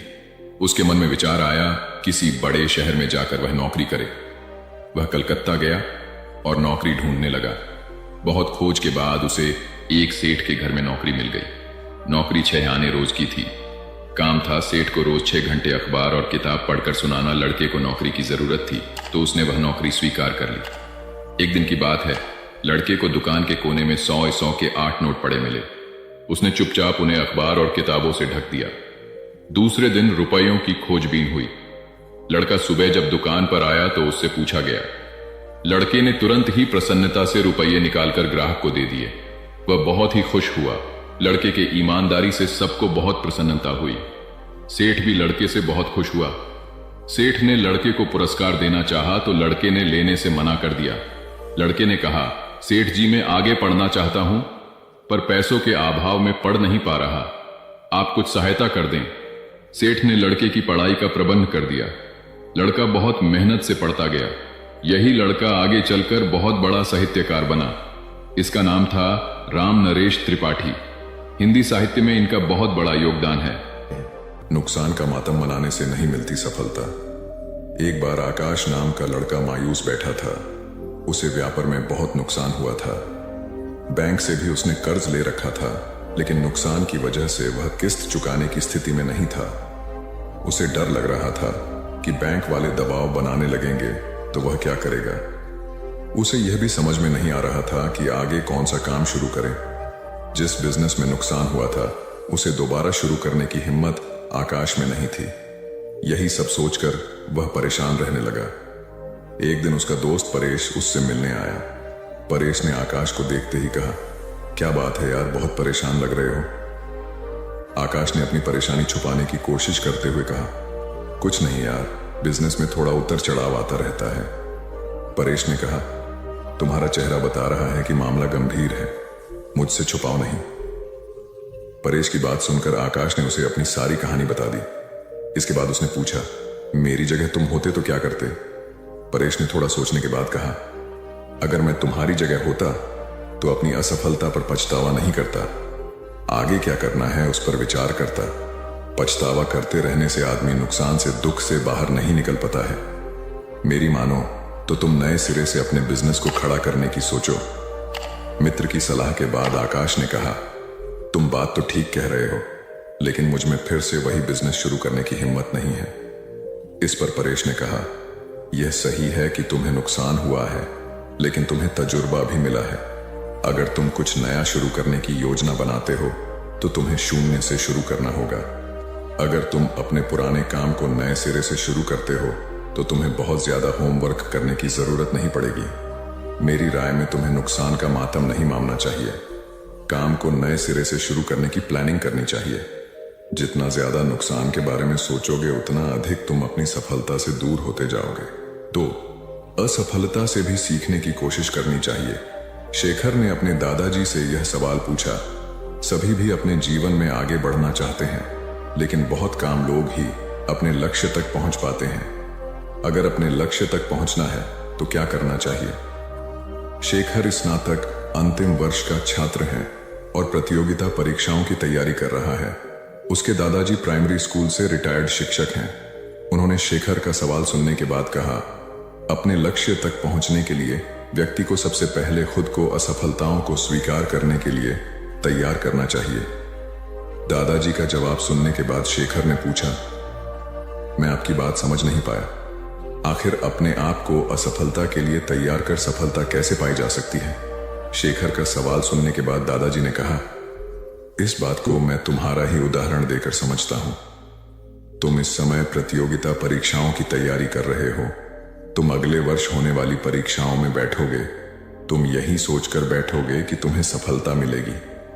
दादाजी की बात पर शेखर ने हाँ में सिर हिलाया। इसके बाद दादाजी जी ने कहा, मान लो तुम अपने पहले प्रयास में असफल हो जाते हो तो तुम क्या करोगे? शेखर ने कहा, मुझे बहुत निराशा होगी। मैं तैयारी में अपनी तरफ से कहीं कमी नहीं छोड़ रहा हूं। दादाजी ने कहा, निराशा ही असफलता की जड़ है। वह कैसे? शेखर ने सवाल किया। दादाजी बोले, तुम्हें लगता है कि तुम्हारी तैयारी मुकम्मल है, लेकिन परीक्षा तो दूसरे की इच्छा पर निर्भर है। अगर तुम पहले प्रयास में असफल होने के बाद निराश हो जाते हो तो तुम्हारी आगे की तैयारी प्रभावित होगी। अगर तुम असफलता को अपनी कमियों को दुरुस्त करने का मौका मानोगे तभी आगे की तैयारी में उन्हें दूर कर पाओगे।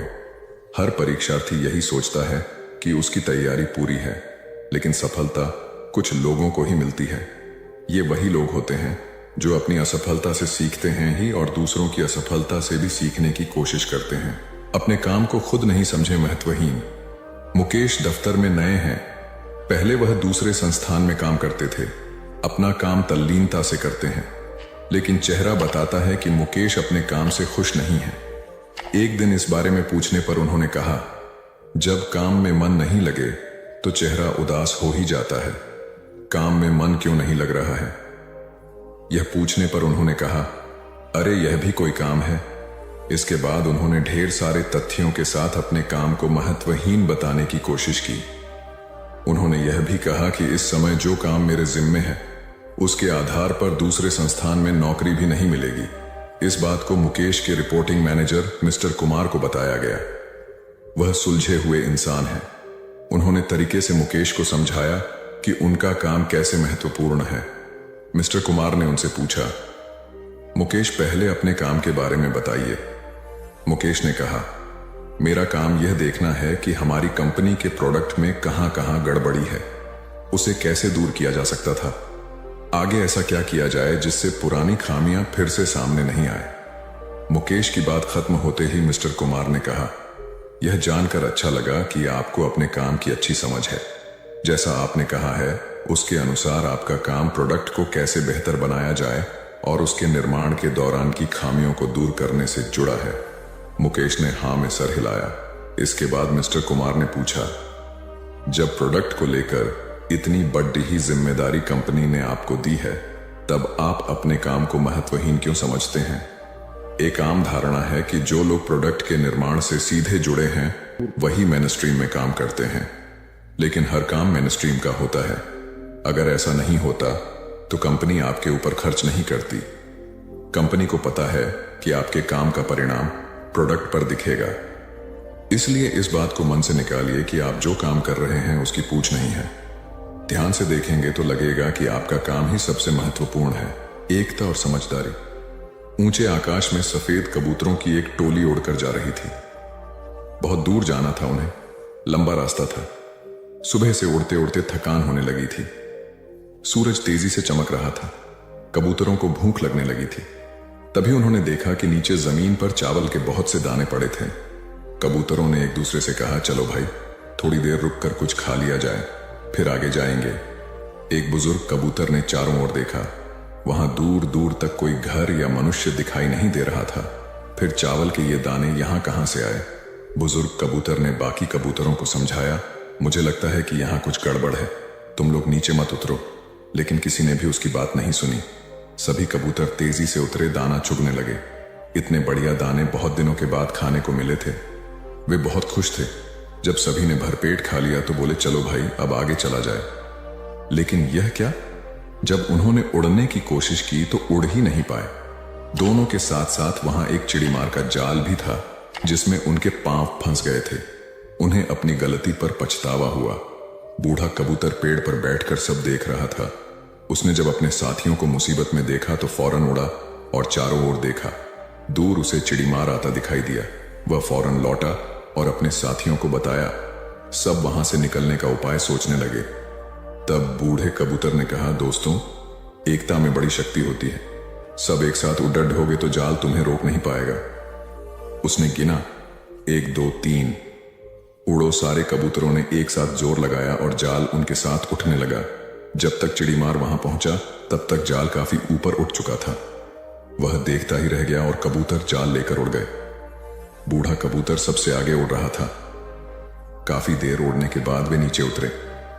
वहां कबूतरों के दोस्त चूहे रहते थे। चूहों ने अपने तेज दांतों से जाल काट दिया।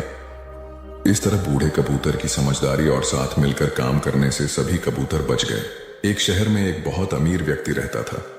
उसका नाम तो था धनीमल, लेकिन था वह बेहद कंजूस। उसका कहना था कि अगर आप अपना पैसा अपने पास रखेंगे तो सबको पता चल जाएगा कि आपके पास बहुत पैसे हैं। फिर चोर डाकू आपके पीछे पड़ जाएंगे और सारा पैसा लूट कर ले जाएंगे। इसलिए वह अपना सारा पैसा छिपा कर रखता था और खुद एक बहुत गरीब व्यक्ति के समान रहता था। पैबंद लगे कपड़े, घिसे हुए जूते, रूखा सूखा खाना, यह सब देखकर लोग उसे भिखारी समझते थे। जिनको पता था कि वह धनवान है, वे उसे कंजूस कहकर बुलाते थे। एक दिन धनीमल को अपनी संपत्ति को चोरों से बचाने का एक बहुत बढ़िया उपाय समझ में आया। उसने सारे पैसों से बहुत सा सोना खरीद लिया और फिर सारे सोने को पिघलाकर उसका एक बड़ा सा गोला बना लिया। उसने शहर के बाहर जाकर एक पुराने कुएं के पास एक गड्ढा खोदा और सोने का वह गोला उसमें डालकर गड्ढा बंद कर दिया। वह अब निश्चिंत था। अपनी तसल्ली के लिए वह रोज रात को आकर गड्ढे में देख लेता था कि उसका सोना वहां है या नहीं। उसे विश्वास था कि कोई भी चोर इस जगह के बारे में नहीं जान पाएगा, लेकिन ऐसा नहीं हुआ। धीरे धीरे पूरे शहर में यह चर्चा होने लगी कि धनीमल रात में शहर के बाहर जाकर कुछ करता है। एक रात जब उसने गड्ढा खोद कर देखा तो सोना वहां से गायब था। उसे गहरा सदमा लगा और वह चीख कर रोने लगा। उसके रोने की आवाज सुनकर बहुत से लोग वहां आ गए। धनीमल रो रो कर अपना दुख बताने लगा। तब उसके एक पड़ोसी से उसे कहा, धनीमल, तुम एक भारी पत्थर इस गड्ढे में रख दो और समझ लो कि वही तुम्हारा सोना है। यह सुनकर धनीमल को बहुत गुस्सा आया। तुम मेरे सोने को पत्थर जैसे बता रहे हो। वह बोला, देखो धनीमल, वह सोना तुम कभी इस्तेमाल तो करते नहीं थे। एक पत्थर की तरह यहां उसे दबा कर रख दिया था, तो फिर यहां सोना हो या पत्थर, क्या फर्क पड़ जाता है? उसका पड़ोसी बोला, बात तो ठीक ही थी। धनीमल ने बहुमूल्य सोने को पत्थर के समान मूल्यहीन बना दिया था। उसके बाद धनीमल ने मेहनत करके फिर पैसे कमाए, लेकिन अब वह कंजूस नहीं रहा था। अपने पैसे को वह अपने ऊपर और दूसरे लोगों की सहायता के लिए खर्च करता था। अंधी का बेटा। एक औरत थी जो अंधी थी, जिसके कारण उसके बेटे को स्कूल में बच्चे चिढ़ाते थे कि अंधी का बेटा आ गया। हर बात पर उसे ये शब्द सुनने को मिलता था कि अंधी का बेटा। इसलिए वो अपनी मां से चिढ़ता था। उसे कहीं भी अपने साथ लेकर जाने में हिचकता था, उसे नापसंद करता था। उसकी मां ने उसे पढ़ाया और उसे इस लायक बना दिया कि वो अपने पैरों पर खड़ा हो सके। लेकिन जब वो बड़ा आदमी बन गया तो अपनी मां को छोड़ अलग रहने लगा। एक दिन एक बूढ़ी औरत उसके घर आई और गार्ड से बोली, मुझे तुम्हारे साहब से मिलना है। जब गार्ड ने अपने मालिक से बोल, तो मालिक ने कहा कि बोल दो मैं अभी घर पर नहीं हूं। गार्ड ने जब बुढ़िया से बोला कि वो अभी नहीं है, तो वो वहां से चली गई। थोड़ी देर बाद जब लड़का अपनी कार से ऑफिस के लिए जा रहा होता है, तो देखता है कि सामने बहुत भीड़ लगी है, और जानने के लिए कि वहां क्यों भीड़ लगी है वह वहां गया तो देखा उसकी माँ वहां मरी पड़ी थी। उसने देखा कि उसकी मुट्ठी में कुछ है। उसने जब मुट्ठी खोली तो देखा कि एक लेटर जिसमें यह लिखा था कि बेटा, जब तू छोटा था तो खेलते वक्त तेरी आंख में सरिया ढंस गई थी और तू आंधा हो गया था, तो मैंने तुम्हें अपनी आंखें दे दी थी। इतना पढ़कर लड़का जोर जोर से रोने लगा। उसकी माँ उसके पास नहीं आ सकती थी। दोस्तों, वक्त रहते ही लोगों की वैल्यू करना सीखो। माँ बाप का कर्ज हम कभी नहीं चुका सकते। हमारी प्यास का अंदाज भी अलग है दोस्तों। कभी समंदर को ठुकरा देते हैं तो कभी आंसू तक पी जाते हैं। जीवन साथी सबसे अजीज होता है। कॉलेज में हैप्पी मैरिड लाइफ पर एक कार्यक्रम हो रहा था जिसमें कुछ शादीशुदा जोड़े हिस्सा ले रहे थे।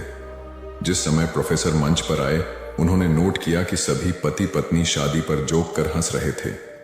ये देखकर प्रोफेसर ने कहा कि चलो पहले एक गेम खेलते हैं, उसके बाद अपने विषय पर बातें करेंगे।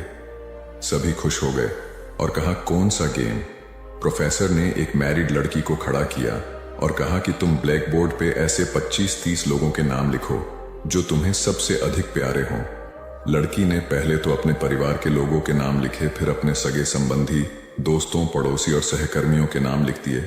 अब प्रोफेसर ने उसमें से कोई भी कम पसंद वाले 5 नाम मिटाने को कहा। लड़की ने अपने सहकर्मियों के नाम मिटा दिए। प्रोफेसर ने और 5 नाम मिटाने को कहा। लड़की ने थोड़ा सोचकर अपने पड़ोसियों के नाम मिटा दिए। अब प्रोफेसर ने और 10 नाम मिटाने को कहा। लड़की ने अपने सगे संबंधी और दोस्तों के नाम मिटा दिए। अब बोर्ड पर सिर्फ 4 नाम बचे थे, जो उसके मम्मी पापा, पति और बच्चे का नाम था। अब प्रोफेसर ने कहा, इसमें से और 2 नाम मिटा दो। लड़की असमंजस में पड़ गई। बहुत सोचने के बाद, बहुत दुखी होते हुए उसने अपने मम्मी पापा का नाम मिटा दिया। सभी लोग स्तब्ध और शांत थे क्योंकि वो जानते थे कि ये गेम सिर्फ वो लड़की ही नहीं खेल रही थी, उनके दिमाग में भी यही सब चल रहा था। अब सिर्फ 2 ही नाम बचे थे, पति और बेटे का। प्रोफेसर ने कहा, और 1 नाम मिटा दो। लड़की अब सहमी सी रह गई। बहुत सोचने के बाद रोते हुए अपने बेटे का नाम काट दिया। प्रोफेसर ने उस लड़की से कहा, तुम अपनी जगह पर जाकर बैठ जाओ, और सभी की तरफ गौर से देखा और पूछा, क्या कोई बता सकता है कि ऐसा क्यों हुआ कि सिर्फ पति का ही नाम बोर्ड पर रह गया? कोई जवाब नहीं दे पाया। सभी मुंह लटका कर बैठे थे। प्रोफेसर ने फिर उस लड़की को खड़ा किया और कहा, ऐसा क्यों? जिसने तुम्हें जन्म दिया और पाल पोस कर इतना बड़ा किया, उनका नाम तुमने मिटा दिया। और तो और, तुमने अपनी कोख से जिस बच्चे को जन्म दिया, उसका भी नाम तुमने मिटा दिया। लड़की ने जवाब दिया कि अब मम्मी पापा बूढ़े हो चुके हैं। कुछ साल के बाद वो मुझे और इस दुनिया को छोड़ के चले जाएंगे। मेरा बेटा जब बड़ा हो जाएगा तो जरूरी नहीं कि वो शादी के बाद मेरे साथ ही रहे, लेकिन मेरे पति जब तक मेरी जान में जान है, तब तक मेरा आधा शरीर बन के मेरा साथ निभाएंगे। इसलिए मेरे लिए सबसे अजीज मेरे पति हैं। प्रोफेसर और बाकी स्टूडेंट ने तालियों की गूंज से लड़की को सलामी दी। प्रोफेसर ने कहा, तुमने बिल्कुल सही कहा कि तुम और सभी के बिना रह सकती हो, पर अपने आधे अंग अर्थात अपने पति के बिना नहीं रह सकती। मजाक मस्ती तक तो ठीक है, पर हर इंसान का अपना जीवन साथी ही उसको सबसे ज्यादा अजीज होता है। दिमाग का इस्तेमाल कर पक्ष में करें परिस्थितियां। एक शेर जंगल में शिकार पर निकला था। एक लोमड़ी अचानक उसके सामने आ गई। लोमड़ी को लगा कि अब उसे कोई नहीं बचा सकता है, लेकिन उसने हार नहीं मानी और अपनी जान बचने के लिए एक तरकीब सोची। लोमड़ी ने शेर से कड़े शब्दों में कहा, तुम्हारे पास इतनी ताकत नहीं कि मुझे मार सको। यह सुनकर शेर थोड़ा अचंभित हुआ। उसने पूछा, तुम ऐसा कैसे कह सकती हो? लोमड़ी ने अपनी आवाज और ऊंची करते हुए बोली, मैं तुम्हें सच बता देती हूं। ईश्वर ने स्वयं मुझे इस जंगल और जंगल में रहने वाले सभी जानवरों का राजा बनाया है। यदि तुमने मुझे मारा तो यह ईश्वर के विरुद्ध होगा और तुम भी मर जाओगे। कुछ देर चुप रहने के बाद लोमड़ी ने कहा, अगर विश्वास नहीं हो रहा है तो तुम मेरे साथ जंगल घूमने चलो। तुम मेरे पीछे चलना और देखना कि जंगल के जानवर मुझसे कितना डरते हैं। शेर इसके लिए तैयार हो गया। लोमड़ी निडर होकर शेर के आगे आगे चलने लगी। लोमड़ी के पीछे शेर को चलते देखकर जंगल के दूसरे जानवर डर कर भाग गए। कुछ देर जंगल में घूमने के बाद लोमड़ी ने शेर से सवाल किया, क्या तुम्हें मेरी बात पर विश्वास हुआ? कुछ देर चुप रहने के बाद शेर ने कहा, तुम ठीक कहती हो। जंगल की राजा तुम ही है। परिस्थितियां कितनी भी विपरीत क्यों ना हो, हम अपने दिमाग का इस्तेमाल कर उसे अपने पक्ष में कर सकते हैं। हमारा दिमाग प्रोग्राम के आधार पर काम करने वाला कंप्यूटर नहीं है। दिमाग को आउट ऑफ बॉक्स सोचने की क्षमता है। हर समस्या का समाधान तलाशने की ताकत है। यह तभी संभव होगा जब हम विपरीत परिस्थितियां में भी अपना धैर्य बरकरार रखेंगे। सफल होने के लिए हमेशा सीखते रहें। सिकंदर और रोहित मित्र हैं। दोनों ने एक साथ अपना अपना काम शुरू किया। दोनों मित्रों का व्यापार खूब चला। कुछ समय बाद रोहित ने सोचा कि अब मेरा व्यापार चल पड़ा है, मैं तरक्की करता चला जाऊंगा, इसलिए अब मुझे इस लाइन में कुछ नया सीखने की जरूरत नहीं है। व्यापार में उतार चढ़ाव आते रहते हैं। रोहित के व्यापार में भी ऐसी स्थिति आई और उसे नुकसान झेलना पड़ा। सिकंदर के व्यापार में भी उतार चढ़ाव आए, पर उसे उतना नुकसान नहीं हुआ जितना रोहित को हुआ। रोहित सोचने लगा कि सिकंदर ने अपने नुकसान को नियंत्रित कैसे किया। रोहित ने इस बारे में उससे पूछने का मन बनाया। जब उसने सिकंदर से इस बारे में पूछा, तब सिकंदर ने कहा कि मैं अभी सीख रहा हूं। रोहित ने कहा, मैं समझा नहीं। सिकंदर ने अपनी बात समझाते हुए कहा, मैं अपनी ही नहीं दूसरों की गलतियों और कामयाबी से भी सीखता हूं। इससे मेरे जीवन में एक जैसी परेशानी बार बार नहीं आती। अगर आती भी है तो आसानी से हल हो जाती है। सिकंदर की बात सुनकर रोहित को अपनी गलती का एहसास हुआ। उसे एहसास हुआ कि शुरुआती सफलता के बाद उसने सीखना एकदम छोड़ दिया था। यही वजह है कि अपने व्यापार में होने वाले नुकसान का आकलन वह नहीं कर पाया। जीवन में सफल होने के लिए सीखते रहना जरूरी है। इंसान को हमेशा सीखते रहना चाहिए। इससे उसके भीतर नकारात्मक विचार नहीं आते हैं, बल्कि उसमें सकारात्मक बदलाव आता रहता है और सफलता की सीढ़ियां चढ़ता रहता है। सीखते रहने वाले व्यक्ति को सफलता के अवसर भी ज्यादा मिलते हैं। सबसे बड़ी बात यह है कि इस तरह के व्यक्ति में अहंकार नहीं होता। जिसके मन में अहंकार होगा वह कभी सीखने का प्रयास नहीं करेगा। घमंड कुल्हाड़ी हुई निरुत्तर। एक बार कुल्हाड़ी और लकड़ी के एक डंडे में विवाद छिड़ गया। दोनों स्वयं को शक्तिशाली बता रहे थे।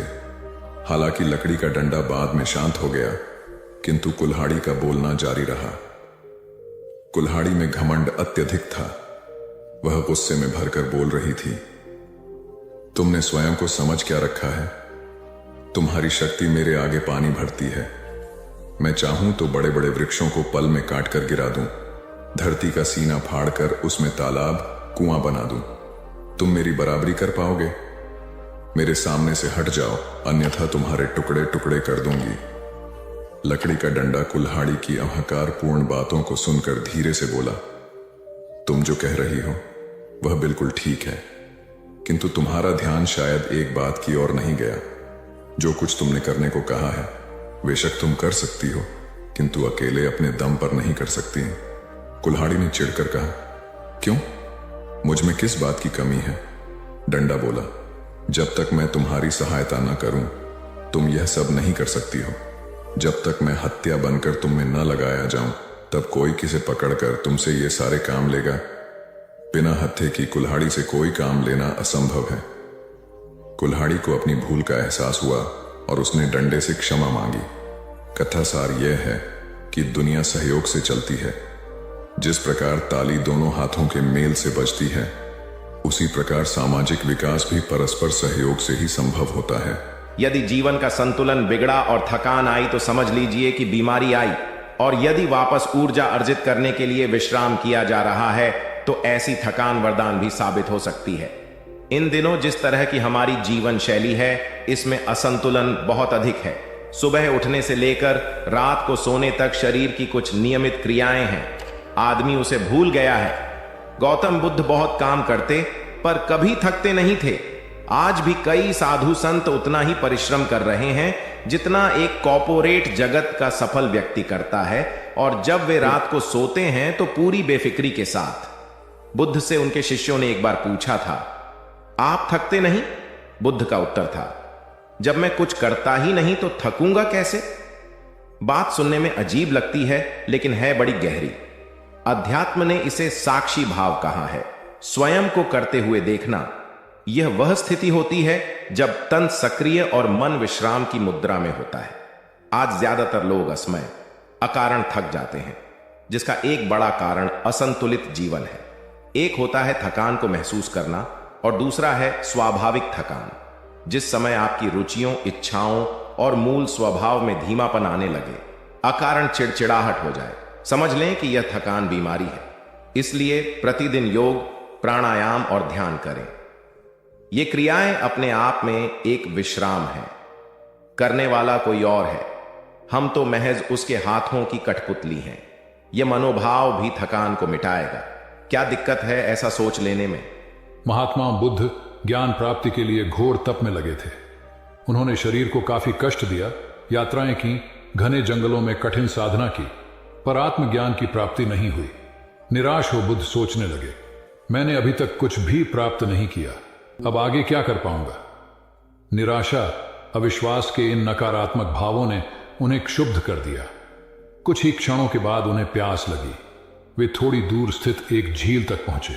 वहां उन्होंने एक दृश्य देखा कि एक नन्ही सी गिलहरी के 2 बच्चे झील में डूब गए। पहले तो वह गिलहरी जड़वत बैठी रही, फिर कुछ देर बाद उठकर झील के पास गई, अपना सारा शरीर झील के पानी में भिगोया और फिर बाहर आकर पानी झाड़ने लगी। ऐसा वह बार बार करने लगी। बुद्ध सोचने लगे कि इस गिलहरी का प्रयास कितना मूर्खतापूर्ण है। क्या कभी यह इस झील को सुखा सकेगी?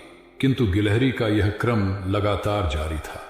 बुद्ध को लगा मानो गिलहरी कह रही हो कि यह झील कभी खाली होगी या नहीं, यह मैं नहीं जानती, किंतु मैं अपना प्रयास नहीं छोड़ूंगी। अतः उस छोटी सी गिलहरी ने भगवान बुद्ध को अपने लक्ष्य मार्ग से विचलित होने से बचा लिया। वे सोचने लगे कि जब यह नन्ही गिलहरी अपने लघु सामर्थ्य से झील को सुखा देने के लिए दृढ़ संकल्पित है तो मुझ में क्या कमी है। मैं तो इससे 1000 गुना अधिक क्षमता रखता हूं।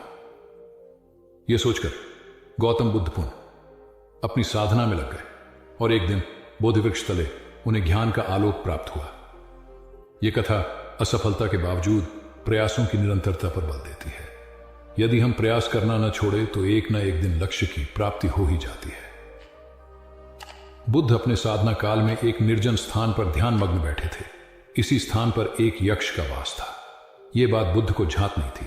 वे तो वहां पहुंचे और शांत वातावरण देखकर ध्यान मग्न हो गए। उस समय यक्ष वहां पर नहीं था। रात होने पर जब वह आया तो उस स्थान पर एक अनजान व्यक्ति को देखकर आग बबूला हो गया। बड़े जोर से वह दहाड़ा, किंतु बुद्ध का ध्यान भंग नहीं हुआ। यक्ष ने उन्हें हाथी का रूप धारण कर डराना चाहा, किंतु बुद्ध यथावत ध्यान मग्न बैठे रहे। उसने बुद्ध को डराने के लिए क्रमशः शेर, चीता, बाघ आदि का रूप धारण किया, किंतु बुद्ध अविचलित ही बने रहे। अंत में उसने भयंकर विषधर का रूप धारण कर उनके पैर के अंगूठे को डस लिया, किंतु बुद्ध पर उसके विष का भी कोई असर नहीं हुआ। वे अब भी अप्रभावित रहे। विषधर उनके शरीर पर चढ़ गया और उनके गले से लिपटकर उन्हें जोरों से काट लिया, लेकिन इतने प्रयासों के बावजूद भी बुद्ध की साधना को भंग नहीं कर पाया। थक हार कर नीचे उतर आया और उनसे कुछ कदमों की दूरी पर लेटकर अपनी थकान उतारने लगा। ध्यान पूर्ण होने पर बुद्ध ने उसकी तरफ देखा और उसे बहुत स्नेह से दुलारा। उनका निश्चल प्रेम देखकर सर्प का विष अमृत बन गया और यक्ष ने श्रद्धापूर्वक बुद्ध को नमन किया। कहानी का सार यह है कि मन की कलुषता पर एकाग्रता, स्नेह और संभव से ही विजय प्राप्त की जा सकती है। बौद्ध भिक्षु बोधि धर्म भ्रमण करते हुए एक गांव में पहुंचे। लोग उनका बहुत आदर करते थे। बोधि धर्म व उनके शिष्यों का ग्रामीणों ने हार्दिक सत्कार किया और फिर उनके पवित्र वचनों को सुनने के लिए उनके आसपास एकत्रित हो गए। बोधि धर्म लोगों को धर्म और आचरण विषयक अच्छी बातें सरल भाषा में समझाने लगे। तभी वहां एक व्यक्ति आया और बोधि धर्म को अपशब्द कहने लगा। उपस्थित जनसमूह ने उसे रोकने का बहुत प्रयास किया, किंतु वह नहीं माना तथा अनवरत बोधि धर्म को बुरा भला कहता रहा। लोगों ने कहा कि महाराज, ये व्यक्ति कितना उद्दंड है, निरर्थक ही आपको अपशब्द कह रहा है। बोधि धर्म उस व्यक्ति के इस आचरण पर कदापि क्रोधित नहीं हुए और लोगों से बोले कि यह भविष्य में मेरा सबसे बड़ा भक्त बनने वाला है। लोगों ने पूछा कि कैसे? बोधि धर्म ने उत्तर दिया, कोई कुम्हार के यहां घड़ा लेने जाता है तो घड़े को बजाकर देखा जाता है कि वह फूटा हुआ तो नहीं है। जब 1-2 रुपए के घड़े को कोई इतनी परख कर सकता है तो भला जिसे गुरु मानना है उसे 10-20 गालियां दिए बगैर कैसे पहचानेगा? पहले वह परीक्षा लेगा कि गुरु में धैर्य, आक्रोश व समता भाव कितना है। यह जानने के बाद ही तो वह गुरु को स्वीकारेगा। इसलिए यह व्यक्ति मुझे निरर्थक ही अपशब्द नहीं कह रहा है और आगे चलकर वास्तव में वह व्यक्ति बोधि धर्म का सबसे बड़ा भक्त बना। किसी को शिक्षा देने से पूर्व स्वयं का आचरण भी तदनुरूप होना चाहिए, तभी गुरु का महान पद मिलता है। वस्तुतः गुरु की गुरुता तभी स्वीकारी जाती है जबकि उसमें सदाचरण के सभी लक्षण मौजूद हों। महात्मा गौतम बुद्ध के श्रावस्ती में प्रवचन चल रहे थे। प्रवचन में नित्य ही बड़ी संख्या में लोग आते और विविध महत्वपूर्ण व गंभीर विषयों पर बुद्ध से ज्ञान ग्रहण करते। बुद्ध का शिष्य वर्ग भी काफी विशाल था, जो प्रवचन स्थल की व्यवस्था संभालता और बुद्ध की सेवा में सदैव तत्पर रहता। एक बार रात के समय महात्मा बुद्ध प्रवचन दे रहे थे। सदैव की भांति काफी लोग उनके प्रवचन सुन रहे थे। एक व्यक्ति जो बुद्ध के ठीक सामने बैठा था, बार बार नींद के झोंके ले रहा था। बुद्ध थोड़ी देर तक तो प्रवचन देते रहे, फिर उससे बोले, वत्स, सो रहे हो? उस व्यक्ति ने हड़बड़ाकर कहा, नहीं महात्मा। बुद्ध ने पुनः प्रवचन प्रारंभ किए। वह व्यक्ति फिर ऊँघने लगा। महात्मा ने फिर वही प्रश्न दोहराया और उसने फिर अचकचाकर नहीं महात्मा कहा। ऐसा लगभग 8-10 बार हो गया। कुछ देर बाद बुद्ध ने उससे पूछा, वत्स, जीवित हो? हर बार की तरह इस बार भी उसने कहा, नहीं महात्मा। यह सुनकर उपस्थित श्रोताओं में हंसी की लहर दौड़ गई और वह व्यक्ति पूर्णतः चैतन्य हो गया। तब बुद्ध गंभीर होकर बोले, वत्स, निद्रा में तुम्हारे मुख से सही उत्तर मिल ही गया। जो निद्रा में है वह मृतक समान ही है। महात्मा बुद्ध का संकेत था कि गुरु से ज्ञान ग्रहण करते वक्त सजगता अत्यंत आवश्यक है। गाफिल रहने की स्थिति में ज्ञान की प्राप्ति पूर्ण नहीं होती और अधकचरा ज्ञान सदैव खतरनाक साबित होता है। कथा सिद्धार्थ के जीवन के उस दौर की है जब वे बुद्धत्व को प्राप्त नहीं हुए थे और निरंजना नदी के तटीय वनों में वृक्ष के नीचे ध्यान करते थे। सिद्धार्थ प्रतिदिन ध्यान करने के बाद पास के किसी गांव में चले जाते और भिक्षा मांगकर लौट आते। कुछ दिनों के बाद उन्होंने भिक्षाटन पर जाना बंद कर दिया, क्योंकि एक गांव के प्रधान की छोटी बेटी सुजाता उनके लिए नित्य भोजन लाने लगी। सिद्धार्थ को वह बड़े स्नेह से भोजन कराती थी। कुछ दिनों बाद उसी गांव का एक चरवाहा भी सिद्धार्थ से प्रभावित होकर उनके पास आने लगा। उसका नाम स्वस्ति था।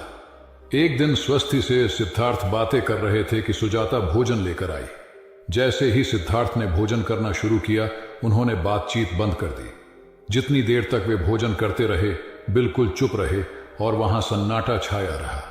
स्वस्ति को हैरानी हुई। उसने सिद्धार्थ के भोजन करने के उपरांत उनसे पूछा, गुरुदेव, आप मेरे आने के बाद निरंतर वार्तालाप करते रहे, किंतु भोजन के समय एक शब्द भी नहीं बोले। इसका क्या कारण है? सिद्धार्थ बोले, भोजन का निर्माण बड़ी कठिनाई से होता है। किसान पहले बीज बोता है, फिर पौधों की रखवाली करता है और तब कहीं जाकर अनाज पैदा होता है। फिर घर की महिलाएं उसे बड़े जतन से खाने योग्य बनाती हैं। इतनी कठिनाई से तैयार भोजन का पूरा आनंद तभी संभव है जब हम पूर्णतः मौन हों।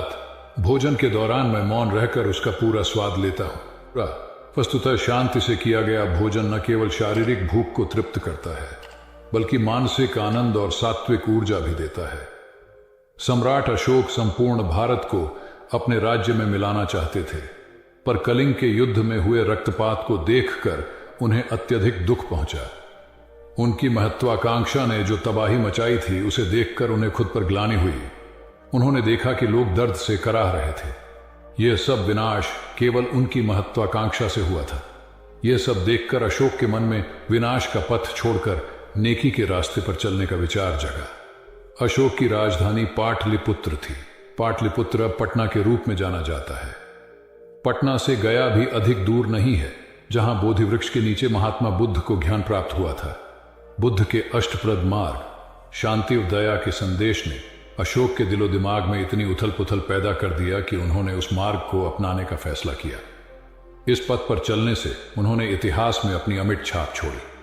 अशोक ने अपने पुत्र को सिलोन, अब श्रीलंका, और अन्य कई लोगों को सुदूर क्षेत्रों में दूत बनाकर भेजा। एक निर्दयी महत्वाकांक्षा एक ऐसे पवित्र उद्देश्य में बदल चुकी थी जिसमें कुछ अच्छा कर गुजरने की, करुणा और प्रेम के संदेश को चारों ओर फैलाने की इच्छा थी। करुणा केवल दया भावना मात्र नहीं है, यह आपके अंदर दूसरों की मदद करने की तीव्र इच्छा पैदा करती है। इसी भावना ने बुद्ध को भगवान और अशोक को महान बनाया। तथागत बुद्ध उन दिनों मगध प्रवास पर थे। साथ में शिष्यों का बड़ा समूह भी था। प्रतिदिन बुद्ध के प्रवचन होते, जिनका लाभ लेने के लिए बड़ी संख्या में लोग आते। इन लोगों में साधारण जन के साथ विशिष्ट हस्तियां भी शामिल रहती थीं। हालांकि बुद्ध सभी के प्रति समान रूप से प्रेम व आत्मीयता का व्यवहार रखते थे। इन लोगों में नगर सेठ का पुत्र भी था, जो बड़े ध्यान से बुद्ध के प्रवचन सुनता था। वह नित्य ही बुद्ध के शिष्यों के समक्ष बुद्ध की तारीफों के पुल बांधता और धन्य धन्य भाव से घर जाता। एक दिन प्रवचन समाप्त होने के बाद उसने किसी शिष्य से कहकर बुद्ध से मिलने की हार्दिक इच्छा प्रकट की। जब उसे बुद्ध के सामने ले जाया गया तो उसने उन्हें साष्टांग प्रणाम कर कहा, भगवान, जीवन की भाग दौड़ में सुकून भरी नींद मानो एक अनमोल खजाना बन गई है। हर कोई इससे जुड़ी जादुई चाबी को ढूंढने की कोशिश करता है, लेकिन क्या ऐसा हो सकता है कि गहरी और शांति भरी नींद का रहस्य हमारे भीतर ही छुपा हो? आइए इस रहस्य को एक बोध कथा के माध्यम से समझें, जहां एक साधारण व्यक्ति की यात्रा उसे जीवन के सबसे गहरे और सुकून भरे सत्य की ओर ले जाती है। बहुत समय पहले हिमालय की गोद में स्थित एक छोटे से गांव में एक युवक रहता था, जिसका नाम निर्जन था। निर्जन मेहनती था, लेकिन उसकी रातें बेचैन और चिंताओं से भरी होती थीं। वह दिन भर खेतों में काम करता, लेकिन रात को उसे चैन की नींद नहीं आती। उसकी आंखें नींद की तलाश में छत को घूरती रहती और उसकी आत्मा भीतर से थकी हुई महसूस करती थी। एक दिन गांव के बुजुर्गों ने उसे सुझाव दिया, निर्जन, तुम्हें गहरी नींद की तलाश में जंगल में स्थित उस महान संत से मिलना चाहिए, जिनके बारे में कहा जाता है कि वे आत्मा और मन की शांति का रहस्य जानते हैं। निर्जन ने इस विचार को तुरंत अपनाया। उसने सुबह ही यात्रा शुरू की। घने जंगल और ऊबड़ खाबड़ रास्तों को पार करते हुए वह संत के आश्रम पहुंचा। संत, जिनका नाम आचार्य विद्यानंद था, बहुत ही सरल और करुणामयी व्यक्ति थे। उनके चेहरे पर गहरी शांति और संतोष का आभास होता था। निर्जन ने उनके चरणों में झुककर अपनी समस्या बताई। गुरुदेव, मैं रातों को चैन की नींद नहीं सो पाता। मैं हर समय थका हुआ और बेचैन महसूस करता हूं। कृपया मुझे गहरी और सुकून भरी नींद का रहस्य बताइए। आचार्य विद्यानंद ने मुस्कुराते हुए कहा, निर्जन, गहरी नींद का रहस्य केवल कुछ बातों को समझने और अपनाने में छुपा है, लेकिन इसे जानने के लिए तुम्हें 3 परीक्षाओं से गुजरना होगा। क्या तुम तैयार हो? निर्जन ने पूरे जोश से उत्तर दिया, गुरुदेव, मैं तैयार हूं। आचार्य विद्यानंद निर्जन को आश्रम के पास एक नदी किनारे ले गए। वहां उन्होंने एक भारी पत्थर उठाया और निर्जन से कहा, इसे पकड़ो। निर्जन ने पत्थर को उठा लिया। आचार्य ने पूछा, क्या यह भारी है? निर्जन ने सिर हिलाते हुए कहा, हां गुरुदेव। आचार्य मुस्कुराए और बोले, इसे कुछ देर और पकड़े रहो। निर्जन ने पत्थर को कुछ देर और पकड़ा, लेकिन धीरे धीरे उसके हाथ कांपने लगे। आचार्य ने कहा, क्या हुआ निर्जन? अब पत्थर पहले से भी भारी लग रहा है। जी गुरुदेव, यह अब असहनीय हो रहा है, निर्जन ने उत्तर दिया। आचार्य ने समझाया, ठीक इसी प्रकार हमारा मन भी तब भारी हो जाता है जब हम उसमें चिंताओं और नकारात्मक विचारों का बोझ ढोते रहते हैं। गहरी नींद का पहला रहस्य है दिन भर के भार को मन से उतार देना। जैसे इस पत्थर को नीचे रखना तुम्हें हल्का महसूस कराएगा, वैसे ही दिन भर के तनाव और नकारात्मकता को त्याग कर ही तुम चैन की नींद ले सकते हो। निर्जन ने पत्थर को नीचे रखा और महसूस किया कि यह कितना सरल लेकिन गहरा संदेश था। अगले दिन आचार्य ने निर्जन को एक विशाल बाग में भेजा। उन्होंने उसे एक मिट्टी का दीपक दिया और कहा, इस दीपक को जलाकर बाग में घूमो, लेकिन ध्यान रहे दीपक बुझना नहीं चाहिए। निर्जन ने दीपक लिया और सावधानी से बाग में घूमने लगा। उसकी आंखें दीपक की लौ पर टिकी हुई थीं। जब वह वापस आया तो उसने गर्व से कहा, गुरुदेव, मैंने दीपक को बुझने नहीं दिया। आचार्य ने पूछा, अच्छा, लेकिन बाग में क्या क्या देखा? कौन से फूल खिले थे? कौन कौन से पक्षी गा रहे थे? निर्जन ने सिर झुका लिया और कहा, गुरुदेव, मैंने कुछ नहीं देखा। मेरा पूरा ध्यान दीपक पर था।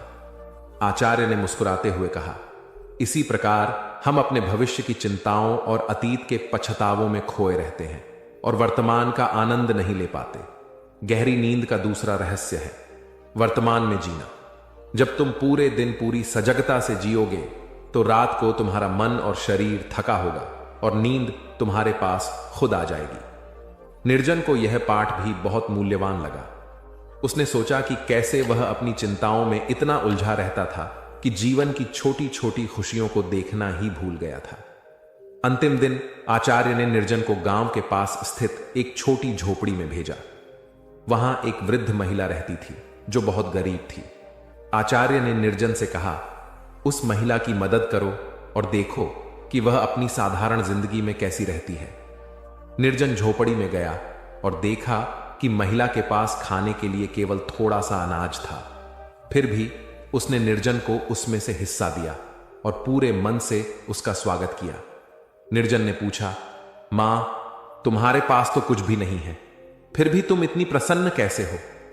महिला ने उत्तर दिया, बेटा, जब मैं सुबह उठती हूं तो भगवान को धन्यवाद देती हूं कि उन्होंने मुझे एक और दिन दिया। रात को सोने से पहले मैं उन्हें अपना सब कुछ सौंप देती हूं। मेरी खुशी और चैन इसी कृतज्ञता और समर्पण में है। निर्जन यह सुनकर दंग रह गया। उसने समझा कि गहरी नींद पाने का तीसरा रहस्य है कृतज्ञता और समर्पण। जब हम अपनी इच्छाओं और दुखों को ईश्वर के हाथों में छोड़ देते हैं तो मन हल्का हो जाता है और नींद गहरी हो जाती है। निर्जन ने तीनों पाठों को आत्मसात कर लिया। जब वह वापस अपने गांव लौटा तो उसने अपनी दिनचर्या में इन शिक्षाओं को शामिल किया। उसने दिन भर के तनाव को त्यागना, वर्तमान में जीना और कृतज्ञता व्यक्त करना सीख लिया। अब उसकी रातें गहरी और शांति भरी नींद में गुजरने लगीं। वह न केवल शरीर से बल्कि मन से भी तरोताजा महसूस करता था। उसने समझ लिया था कि गहरी नींद का रहस्य बाहर नहीं बल्कि भीतर छुपा है। इस प्रकार निर्जन की यात्रा ने न केवल उसे गहरी नींद का रहस्य सिखाया बल्कि जीवन का एक अमूल्य पाठ भी दिया। गहरी नींद पाने के लिए बाहरी चीजों पर निर्भर रहने के बजाय अपने भीतर झांकें। गहरी नींद पाने के लिए बाहरी चीजों पर निर्भर रहने के बजाय अपने भीतर झांकें। दिन भर के बोझ को त्यागें, वर्तमान का आनंद लें और ईश्वर के प्रति कृतज्ञ रहें। यही जीवन को शांति और सुकून से भरने का सबसे सरल और सच्चा तरीका है। नमस्ते दोस्तों, आज हम फिर एक बार आपको धर्म का ज्ञान सुनाएंगे। गौतम बुद्ध की कुछ ऐसी सच्ची घटनाएं जिसे सुनकर शायद आप भी धर्म की राह पकड़ लो। तो शुरू करते हैं। एक राजा ने अपने पुरुषार्थ से राज्य को समृद्ध बना दिया था।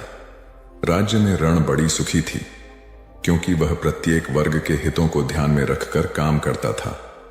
जब राजा वृद्ध हुआ तो उसे योग्य उत्तराधिकारी को चिंता सताने लगी क्योंकि उसे लगता कि योग्य उत्तराधिकारी के बिना सुव्यवस्था अव्यवस्था में बदल जाएगी और प्रजा की परेशानी बढ़ जाएगी। हालांकि राजा का एक बेटा था किंतु वह अत्यधिक आलसी और कर्महीन था। वह स्वयं को मालिक समझता और शेष सभी को अपना गुलाम। यह अहंकार उसके आचरण में सदैव झलकता था। राजा उसे सुधारने के उद्देश्य से बुद्ध के आश्रम में छोड़ आया। बुद्ध ने अगले ही दिन राजकुमार को आदेश दिया, वत्स, यहां से 5 कोस पर एक जंगल है। तुम वहां जाकर फूलों के कुछ पौधे ले आओ और उन्हें आश्रम के अहाते में लगा दो। यह सुनते ही राजकुमार को बड़ा क्रोध आया क्योंकि उसने तो आदेश देना ही सीखा था। चूंकि उसके पिता ने बुद्ध को बात मानने को कहा था, इसलिए वह मन मारकर जंगल गया और फूलों के पौधे लाकर आश्रम में लगा दिए। राजकुमार ने उन्हें सींचा और जानवरों से बचाने के लिए उनकी रात दिन रखवाली की। कुछ महीनों में सारा आश्रम भांति भांति के सुंदर फूलों से खिल उठा। राजकुमार अपनी मेहनत का ऐसा फल देखकर बहुत प्रसन्न हुआ। बुद्ध ने उसे शाबाशी देते हुए समझाया, वत्स, याद रखो, जो सोता है उसका भाग्य भी सो जाता है और जो चलता है उसका भाग्य निरंतर उसके साथ चलता है। अब राजकुमार कर्मठ बन चुका था। राजा को अपना योग्य उत्तराधिकारी मिल गया था।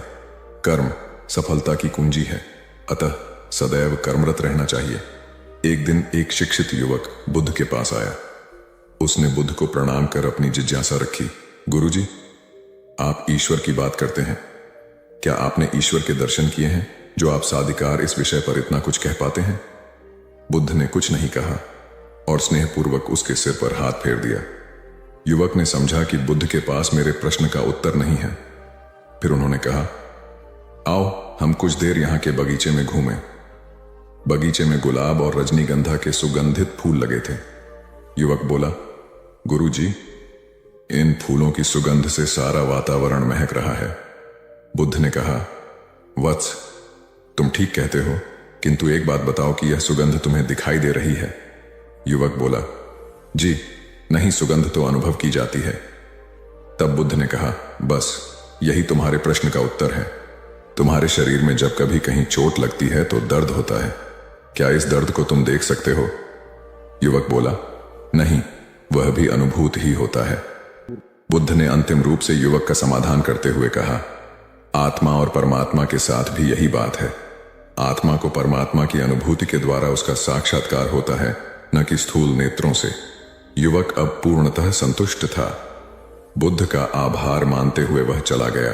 परमात्मा सदैव अनुभूति के स्तर पर ही घटता है, और यह घटना तब होती है जब मन पूर्णतः निर्लिप्त तथा संभव को प्राप्त हो चुका हो। महात्मा बुद्ध नदी के किनारे एकांत में अपनी कुटिया में रहते थे। उन्होंने कुटिया के चारों ओर हरे भरे वृक्ष लगा रखे थे, जिन पर सुबह शाम पक्षियों का कलरव गूंजता रहता था। प्रकृति का यह मधुर सान्निध्य महात्मा बुद्ध को सदैव आनंदित रखता था। पक्षी और पेड़ पौधे तो मानो उनका परिवार ही बन गए थे। एक दिन महात्मा बुद्ध प्रातःकालीन उठे ही थे कि द्वार पर उन्हें एक सेठ जी खड़े नजर आए। उन्हें चिंताग्रस्त देख महात्मा बुद्ध ने उनसे समस्या जाननी चाहिए। सेठ जी बोले, महाराज, मेरे पास विशाल संपदा है, भरा पूरा परिवार है और मुझे कोई रोग भी नहीं है। फिर भी मुझे नींद नहीं आती, रात भर करवटें ही बदलता रहता हूं। महात्मा बुद्ध ने आत्मीयता से सेठ जी के सिर पर हाथ फेरकर कहा, सेठ, तुम्हारे पास सब कुछ भले ही हो, किंतु वह नहीं है जो नींद के लिए आवश्यक है। सेठ ने पूछा, वह क्या है महाराज? महात्मा बोले, तुम चारों ओर चिंताओं से घिरे हो। धन संपत्ति की चिंता, व्यापार व्यवसाय की चिंता, परिवार की चिंता। स्मरण रखो कि चिंता चयन में शत्रुता है। सेठ ने इससे बचने का उपाय पूछा तो उन्होंने कहा, तुम प्रकृति से शिक्षा ग्रहण करो। पेड़ पौधे, फूल, पानी और प्रकाश के रूप में उसकी अनंत संपदा चारों ओर बिखरी हुई है, किंतु वह चिंता मुक्त है। अपनी इस दौलत को पूरी दुनिया पर दोनों हाथों से सत्य लुटाती रहती है। तुम यदि उससे प्रेरणा लेकर अपना जीवन भी उसके अनुरूप बना लोगे तो तुम्हें न केवल नींद आएगी बल्कि अतीव शांति महसूस होगी। सेठ ने महात्मा बुद्ध की बात का मर्म समझा और लोक कल्याण की राह पर चल पड़ा। धन और ज्ञान देने से बढ़ते ही हैं, इसलिए इनके संग्रह के साथ साथ इनके दान की वृत्ति भी रखनी चाहिए। एक गरीब किसान गौतम बुद्ध का बहुत बड़ा भक्त था। एक दिन वह बुद्ध के पास आया और अपने गांव आने का आग्रह किया। बुद्ध उसके गांव पहुंचे तो सारा गांव उन्हें देखने व सुनने के लिए उमड़ पड़ा, किंतु वह किसान नहीं आया। हुआ यह कि उसी दिन किसान के बैलों की जोड़ी कहीं खो गई। किसान इस दुविधा में रहा कि बुद्ध का प्रवचन सुने या अपने बैलों को खोजे। काफी सोचने के बाद उसने अपने बैलों को खोजने का निर्णय किया। घंटों भटकने के बाद बैल मिले। थका हारा किसान घर आया और भोजन कर सो गया। अगले दिन वह अति संकोच से क्षमा प्रार्थी बन बुद्ध के पास पहुंचा तो वे बड़े स्नेह से बोले, मेरी दृष्टि में यह किसान मेरा सच्चा अनुयायी है। इसने उपदेश से अधिक महत्व कर्म को दिया। यदि यह कल बैलों को न ढूंढते हुए उपदेश सुनता तो मेरी बातें इसकी समझ में नहीं आती, क्योंकि मन बैलों में अटका रहता। इसने कर्म को महत्व देकर प्रशंसनीय काम किया। सार यह है कि हम जहां जिस भूमिका में हों उसका ईमानदारी से निर्वाह करें। यही सच्ची आध्यात्मिकता है, क्योंकि प्रत्येक धर्म कर्म को ही सर्वोपरि महत्व देता है। गौतम बुद्ध को उनके अनुयायी यदि स्नेह से कहीं बुलाते तो वे अवश्य जाते। फिर जब बुद्ध पहुंचते तो श्रोताओं की भारी भीड़ उमड़ पड़ती। बुद्ध के वचनों में जो अमृतत्व होता था उसका पान करना सभी को प्रीतिकर लगता था। उनके उपदेशों में ऐसा कुछ अवश्य होता था जिससे गंभीर समस्याएं सुलझ जाती और कुछ न कुछ सार्थक भी प्राप्त हो। सार यह है कि हम जहां जिस भूमिका में हो उसका ईमानदारी से निर्वाह करें। यही सच्ची आध्यात्मिकता है, क्योंकि प्रत्येक धर्म कर्म को ही सर्वोपरि महत्व देता है। गौतम बुद्ध के पास उनका प्रिय शिष्य पूर्ण पहुंचा। बुद्ध ध्यानावस्था में बैठे थे। पूर्ण के पहुंचने पर उन्होंने आंखें थोड़ी सी खोली और पूर्ण से आने का कारण पूछा तो उसने कहा, मैं धर्म प्रचार के लिए जाना चाहता हूं, आपकी आज्ञा चाहिए। बुद्ध मुस्कुराए और कहा, पूर्ण, धर्म की राह बहुत मुश्किल है। तुम लोगों को अच्छी बातें बताने जाओगे और लोग तुम पर नाराज होंगे। हो सकता है कि अपशब्द भी कहे।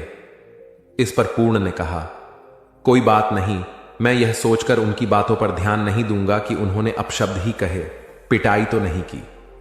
बुद्ध बोले, हो सकता है कि कुछ लोग हाथ उठा दें, पूर्ण ने कहा। तब मैं यह सोचकर उन्हें क्षमा कर दूंगा कि उन्होंने मुझ पर शस्त्रों से प्रहार तो नहीं किया। बुद्ध फिर बोले, हे पूर्ण, हो सकता है कि कुछ लोग तुम पर शस्त्रों का भी उपयोग करें। पूर्ण ने उत्तर दिया, तब मैं यह सोचकर उनके प्रति कोई प्रतिकार की भावना नहीं रखूंगा कि उन्होंने मुझे मारा, पर जान से तो नहीं मार डाला, मुझे जीवित छोड़ दिया। बुद्ध ने फिर कहा, और यदि तुम्हारे प्राण ही ले लिए तब?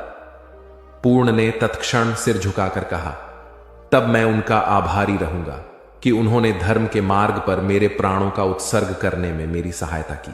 मैं उनके प्रति कृतज्ञ रहूंगा। तब बुद्ध ने आंखें खोली और आशीर्वाद देकर अनुमति दी तथा पूर्ण से कहा, अब तुम धर्म प्रचार करने के पात्र हो। जो किसी में भी कोई दोष न देखे वही सच्चा है। अच्छाई के मार्ग पर चलना बहुत मुश्किल काम है। जो इस राह पर चलता है उसके मार्ग में अनेक बाधाएं आती हैं, लेकिन जो व्यक्ति किसी में भी दोष न देखे वही बाधाओं को सहजता से पार कर अपने लक्ष्य को पूरा कर पाता है। एक बार गौतम बुद्ध जब वन से गुजर रहे थे, तब एक राक्षसी हाथ में तलवार लेकर प्रकट हुई और कहा, अरे बुद्ध, आज तुम्हारे प्रेम को मेरी घृणा के सामने झुकना ही पड़ेगा। आज तुम्हारे जीवन का अंतिम दिन है। बुद्ध ने मुस्कुराते हुए उत्तर दिया, मैं घृणा, उपहास और द्वेष के आगे नतमस्तक नहीं होऊंगा। मैं निंदा, प्रशंसा अथवा उपहास किसी से भी प्रभावित नहीं होता।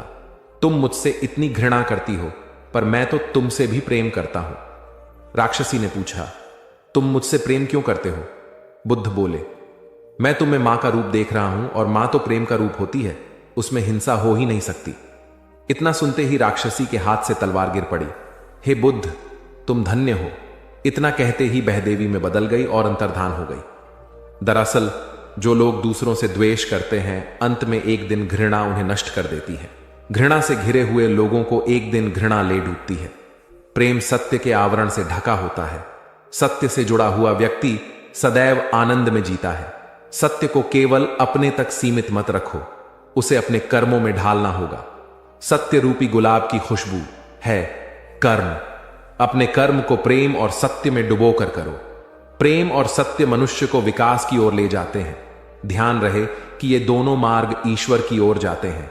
इस मार्ग पर चलने वाले सहज में ही आनंद और शांति को पा लेते हैं। गौतम बुद्ध भ्रमण करते हुए वैशाली नगर के वन विहार में पहुंचे। उनके आगमन का समाचार पूरे नगर में फैल गया। कुछ ही समय में मानो पूरा नगर उनके दर्शन के लिए उमड़ पड़ा। बड़े व्यापारी, शिक्षाविद, समाज सेवी, अधिकारी और राज परिवार से जुड़े कई वरिष्ठ भी वहां पहुंचे। सभी की भावना थी कि तथागत बुद्ध अपने शिष्यों सहित उनके निवास पर पहुंचे एवं भोज का आमंत्रण स्वीकारें। बुद्ध सभी के निवेदन को सुन रहे थे और स्वभावगत मुस्कान के साथ आमंत्रण का आभार व्यक्त कर रहे थे। तभी वैशाली की यात गणिका आम्रपाली भी वहां पहुंची। वह बुद्ध की शिक्षा से प्रेरित होकर बहुत पहले ही अपनी गणिका वृत्ति त्याग चुकी थी। उसने भी बुद्ध को भोजन का आमंत्रण दिया। बुद्ध ने तत्काल उसे स्वीकार किया और अगले दिन भिक्षुओं सहित उसके घर आने की सहमति दे दी। बुद्ध के एक शिष्य को यह बात अच्छी नहीं लगी कि इतने सारे वरिष्ठों के निवेदन के बावजूद बुद्ध ने आम्रपाली का आमंत्रण स्वीकारा। शिष्य की दृष्टि में आम्रपाली गणिका होने से घृणित कर्म से जुड़ी रही थी। जब सभी लोग चले गए तब शिष्य ने पूछा, भगवान, इतने लोगों ने आपको न्योता दिया, फिर आपने आम्रपाली का ही आमंत्रण क्यों स्वीकारा? बुद्ध ने कहा, माना वह गणिका थी, लेकिन पश्चाताप की अग्नि में तपकर वह निर्मल हो चुकी है। यदि कोई व्यक्ति इस निर्मलता को प्राप्त कर ले तो वह उनसे भी श्रेष्ठ हो जाता है जो ऐसे किसी घृणित कर्म में लीन न रहे हों। ऐसे व्यक्ति का आमंत्रण स्वीकारने में संकोच नहीं होना चाहिए। कोई व्यक्ति जब तक बुरे कामों में संलग्न रहता है तब तक उससे दूरी रहे तो ठीक है, लेकिन जो बुरे कामों को छोड़ दे उसे स्वीकार करने में संकोच नहीं करना चाहिए। इससे उसकी अच्छाई की ओर बढ़ने की भावना को बल मिलता है। गौबुद्ध के जीवन की एक घटना है। उन्होंने नियम बना रखा था कि वे अपने संघ में स्त्रियों को स्थान नहीं देंगे। स्त्रियों के लिए भिक्षु होने की दीक्षा उन्होंने वर्जित कर रखी थी। एक समय गौतम बुद्ध एक गांव में ठहरे हुए थे। वहां महाप्रजापति गौतमी उनके पास पहुंची। उन्होंने बुद्ध से कहा, आप स्त्रियों को भी दीक्षा दें, किंतु बुद्ध ने अस्वीकार कर दिया। अनेक स्त्रियां इकट्ठी हुई और उन्होंने विचार किया कि कैसे गौतम बुद्ध से स्वीकृति प्राप्त की जाए। स्त्रियों ने निर्णय लिया कि स्वयं सेविकाएं बनकर गौतम बुद्ध के समक्ष पहुंचा जाए। गौतमी ने अपने बाल काटे, भिक्षु के वस्त्र पहने और अनेक स्त्रियों के साथ बुद्ध के सामने पहुंच गई। उनकी यह मांग थी कि स्त्रियों को भी दीक्षा दी जाए। बुद्ध ने उनकी बात को स्वीकार नहीं किया। स्त्रियां निराश हुई। जब बुद्ध के एक शिष्य आनंद ने स्त्रियों को देखा, उनके पांव सूजे हुए थे, उन पर धूल चढ़ी हुई थी, उनकी आंखों से आंसू बह रहे थे। उन्होंने पूछा, क्या बात है? स्त्रियों ने कहा, बुद्ध उनके धर्म और नियम के अनुसार हमें भिक्षु होने की दीक्षा नहीं दे रहे हैं। जब आनंद ने व्यक्तिगत रूप से बुद्ध से निवेदन किया, बुद्ध को उन्होंने याद दिलाया, इस समय यह सामाजिक मान्यता है कि स्त्रियां मोक्ष की अधिकारी नहीं हैं, पुरुषों के मुकाबले निम्न हैं। तो क्या आप भी यह मानते हैं और इसलिए उन्हें दीक्षित नहीं कर रहे हैं? बुद्ध का उत्तर था, मुझे गलत न समझा जाए। मेरी मान्यता है कि पुरुष की तरह ही स्त्री भी निर्वाण प्राप्त कर सकती है, लेकिन मैं कुछ व्यावहारिक कारणों से स्त्रियों को संघ में शामिल करने और दीक्षा देने की स्वीकृति प्रदान नहीं कर रहा हूं। आनंद का उत्तर था, सिद्धांत और व्यवहार में परिवर्तन करना चाहिए। बुद्ध को बात जच गई और उन्होंने यह घोषणा की, जो स्त्रियां भिक्षु होना चाहेंगी उन्हें कुछ नियमों का पालन करना होगा। स्त्रियों ने स्वीकार किया और तब से स्त्रियां भी बौद्ध बनने लगीं। गौतम बुद्ध एक बार अपने शिष्यों के साथ प्रवास पर निकले। एक नगर से दूसरे नगर तक जाने की राह में वन पड़ता था। वन क्षेत्र में प्रवेश करने के साथ ही कुछ दूर चलने पर बुद्ध एक जगह रुक गए। पीछे आ रहे शिष्यों का समूह भी उन्हें देख उसी स्थान पर रुका, लेकिन वहां रुके रहना शिष्यों के लिए मुश्किल हो गया, क्योंकि सामने एक क्षत विक्षत शव पड़ा था और उसकी दुर्गंध वातावरण में फैल रही थी। शिष्यों ने अपने वस्त्र से नाक बंद कर ली, लेकिन बुद्ध शव की ओर टकटकी लगाए देखते रहे। एक शिष्य ने साहस कर विनम्रता पूर्वक गौतम बुद्ध से अनुरोध किया, भगवान, यहां से शीघ्र चलना ही उचित होगा।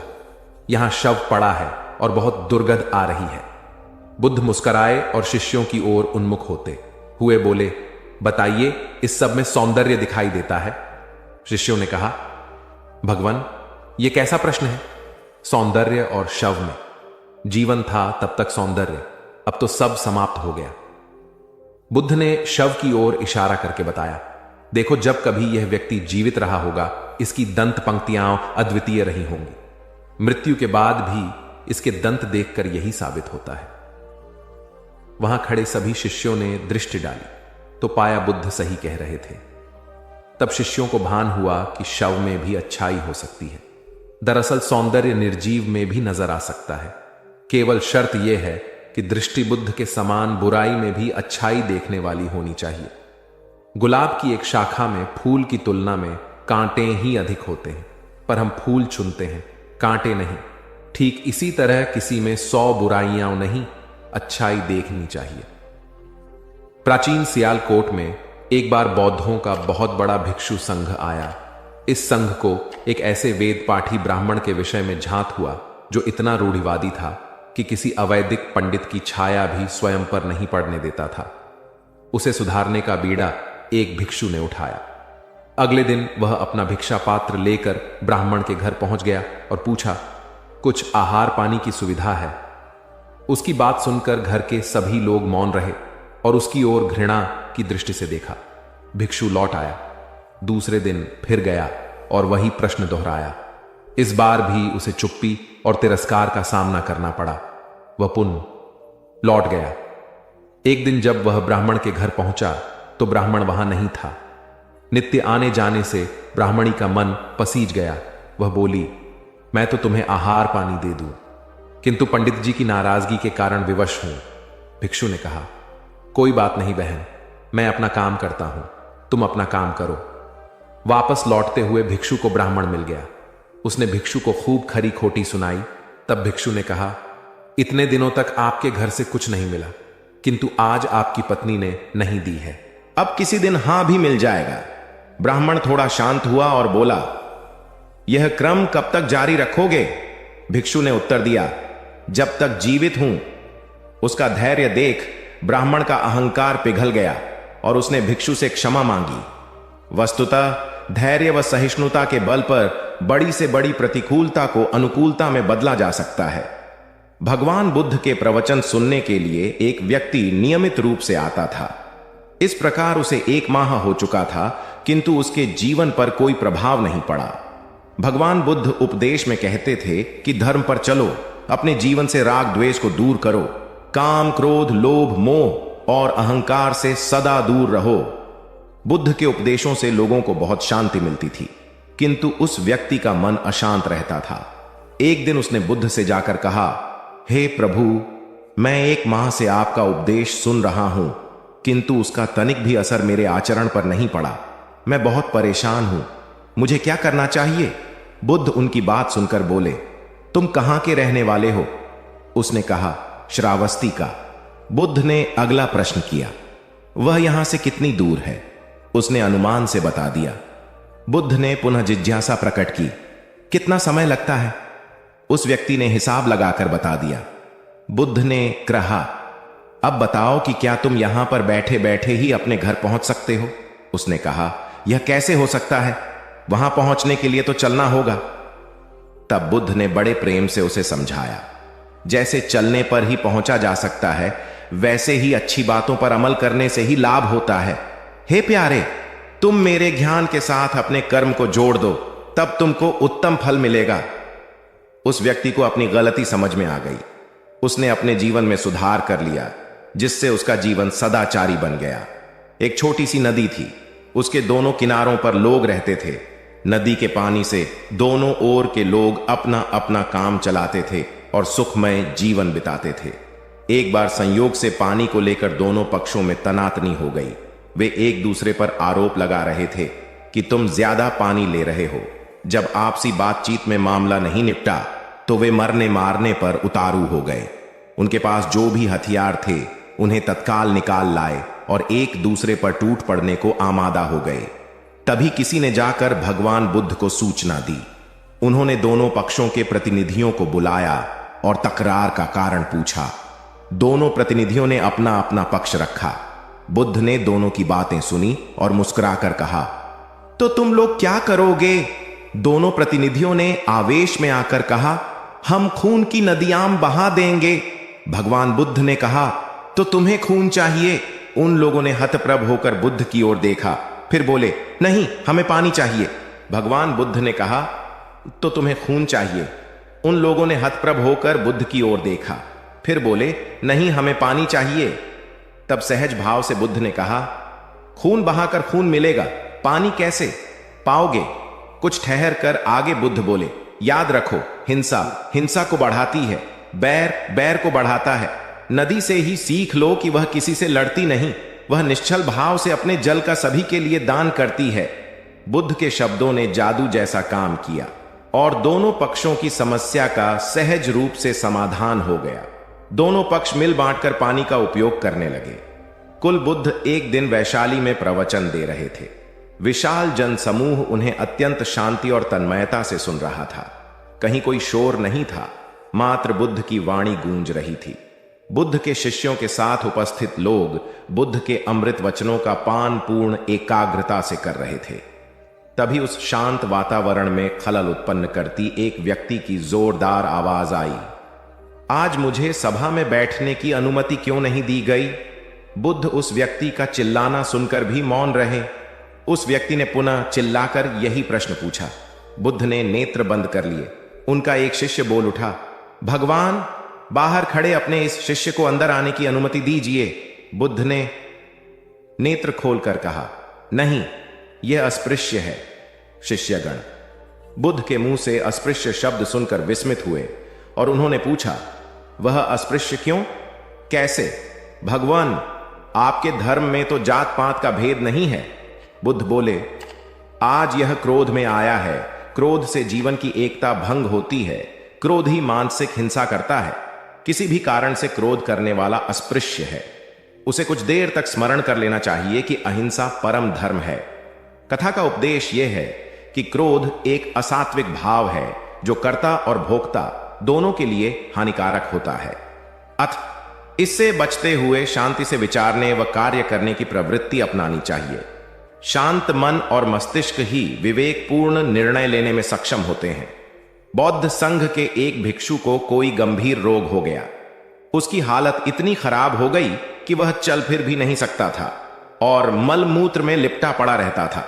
उसकी यह हालत देख उसके साथी भिक्षु भी उसके पास नहीं आते और घृणा से मुंह फेरकर आसपास से निकल जाते थे।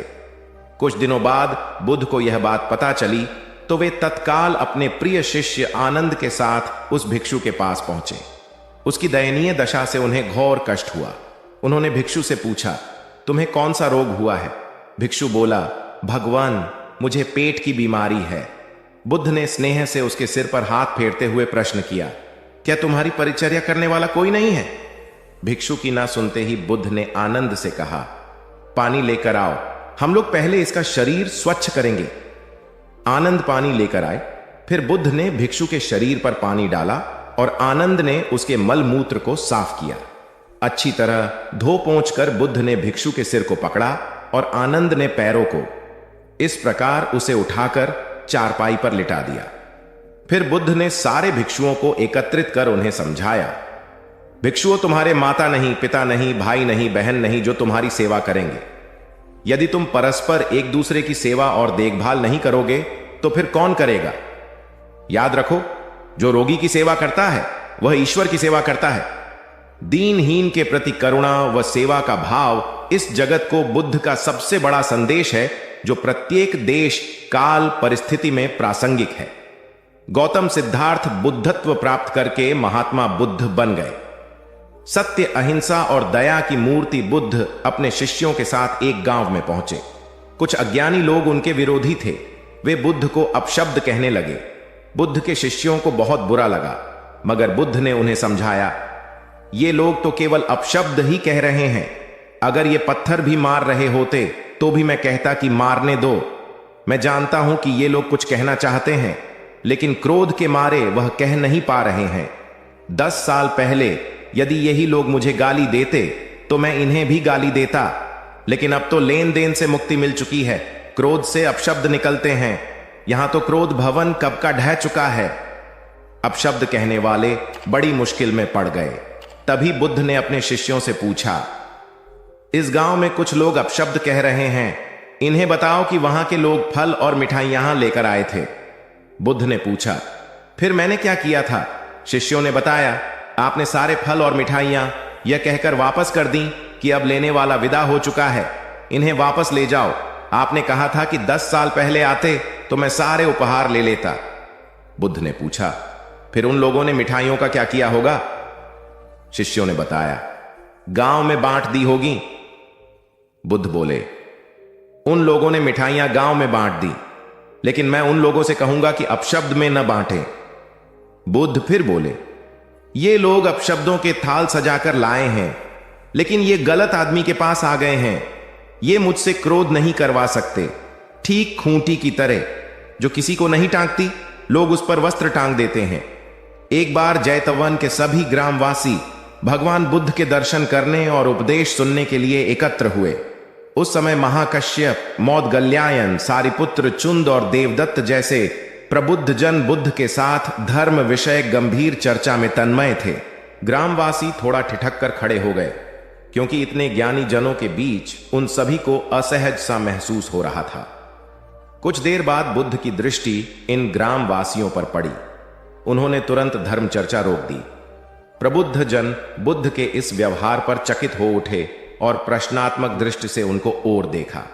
बुद्ध अनाथ पिंडक नामक जिज्ञासु से बोले, भद्र, उठो, सामने ब्राह्मण मंडली खड़ी है, उन्हें आसन दो और आतिथ्य की सामग्री ले आओ। अनाथ पिंडक ने पीछे मुड़कर देखा तो उसे ब्राह्मण मंडली तो कहीं नहीं दिखी। मैले कुचैले या फटे वस्त्रों में खड़े ग्रामवासियों का झुंड दिखाई दिया। पिंडक ने शक्ति स्वर में कहा, देव, उन लोगों में एक भी ब्राह्मण नहीं है। ये सभी तो निम्न जाति के हैं, कई तो इनमें शूद्र हैं।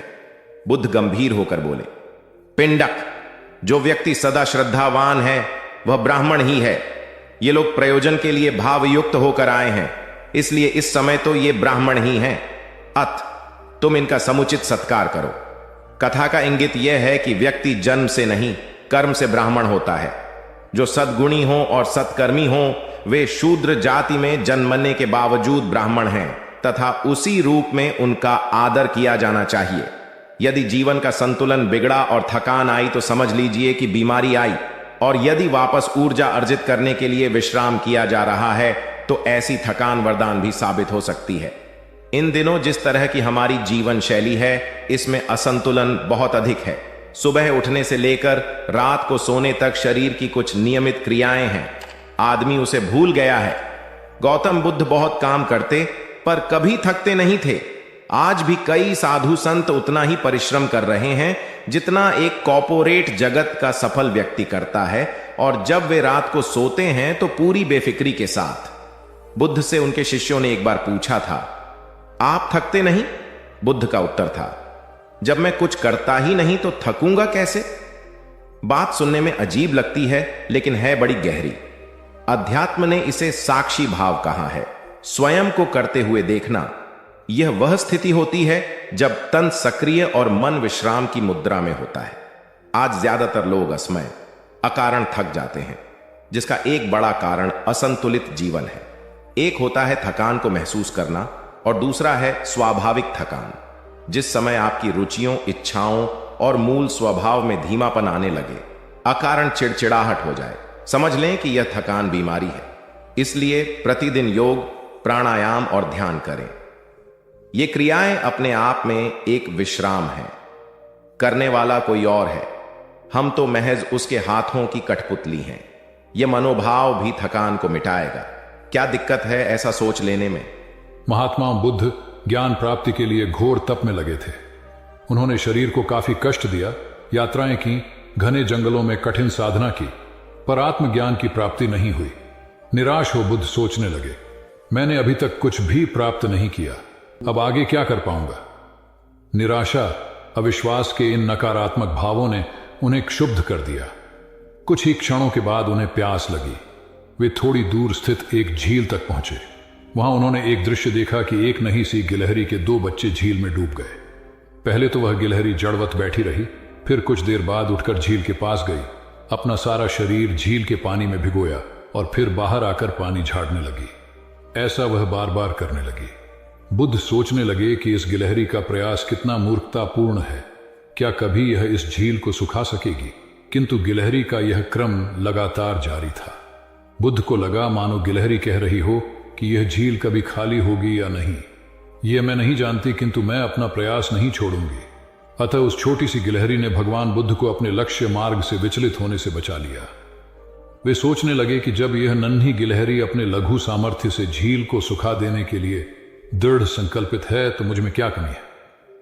मैं तो इससे 1000 गुना अधिक क्षमता रखता हूं। यह सोचकर गौतम बुद्ध पुनः अपनी साधना में लग गए और एक दिन बोधि वृक्ष तले उन्हें ज्ञान का आलोक प्राप्त हुआ। यह कथा असफलता के बावजूद प्रयासों की निरंतरता पर बल देती है। यदि हम प्रयास करना न छोड़े तो एक न एक दिन लक्ष्य की प्राप्ति हो ही जाती है। बुद्ध अपने साधना काल में एक निर्जन स्थान पर ध्यान मग्न बैठे थे। इसी स्थान पर एक यक्ष का वास था। यह बात बुद्ध को झांत नहीं थी।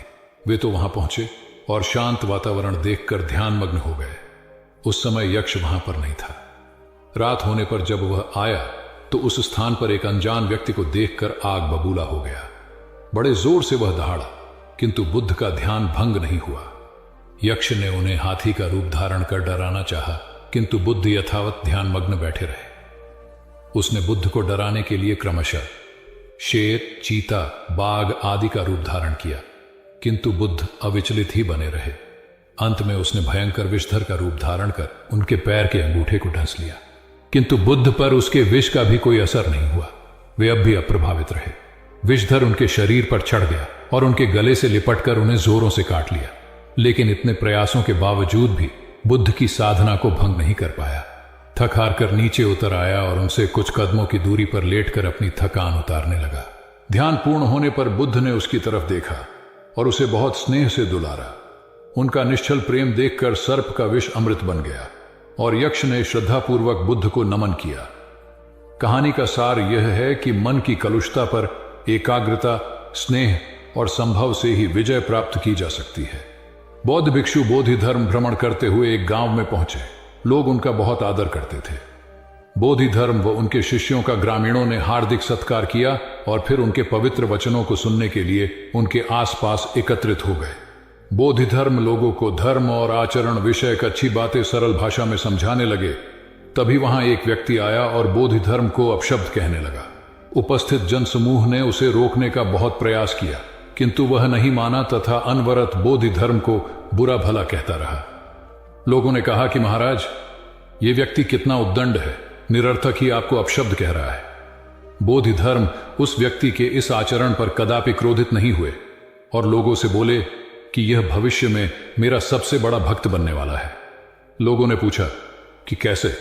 बोधि धर्म ने उत्तर दिया, कोई कुम्हार के यहां घड़ा लेने जाता है तो घड़े को बजाकर देखा जाता है कि वह फूटा हुआ तो नहीं है।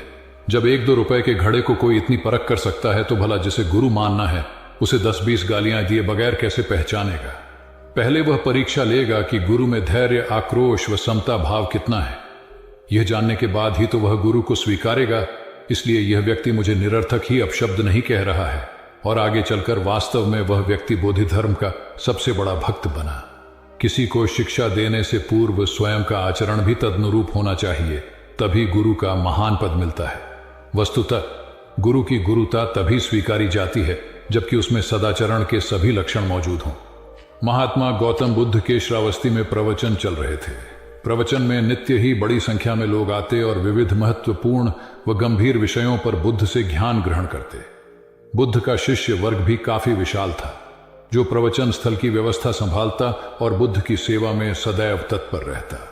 एक बार रात के समय महात्मा बुद्ध प्रवचन दे रहे थे। सदैव की भांति काफी लोग उनके प्रवचन सुन रहे थे। एक व्यक्ति जो बुद्ध के ठीक सामने बैठा था बार बार नींद के झोंके ले रहा था। बुद्ध थोड़ी देर तक तो प्रवचन देते रहे, फिर उससे बोले, वत्स, सो रहे हो? उस व्यक्ति ने हड़बड़ाकर कहा, नहीं महात्मा। बुद्ध ने पुनः प्रवचन प्रारंभ किए। वह व्यक्ति फिर ऊँघने लगा। महात्मा ने फिर वही प्रश्न दोहराया और उसने फिर अचकचाकर नहीं महात्मा कहा। ऐसा लगभग 8-10 बार हो गया। कुछ देर बाद बुद्ध ने उससे पूछा, वत्स, जीवित हो? हर बार की तरह इस बार भी उसने कहा, नहीं महात्मा।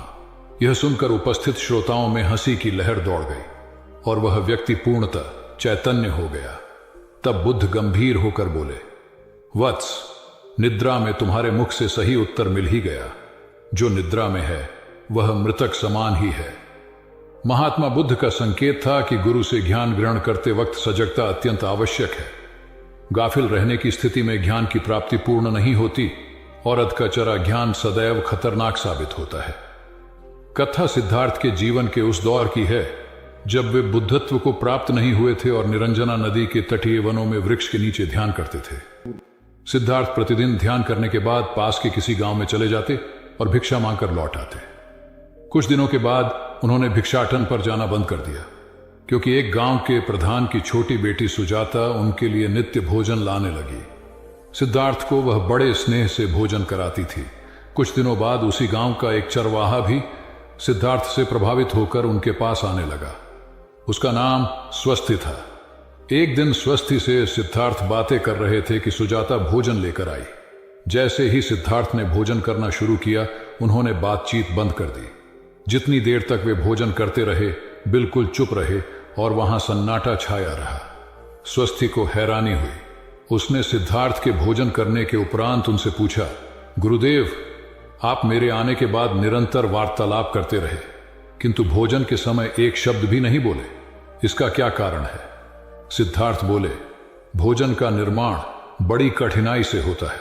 किसान पहले बीज बोता है, फिर पौधों की रखवाली करता है और तब कहीं जाकर अनाज पैदा होता है। फिर घर की महिलाएं उसे बड़े जतन से खाने योग्य बनाती हैं।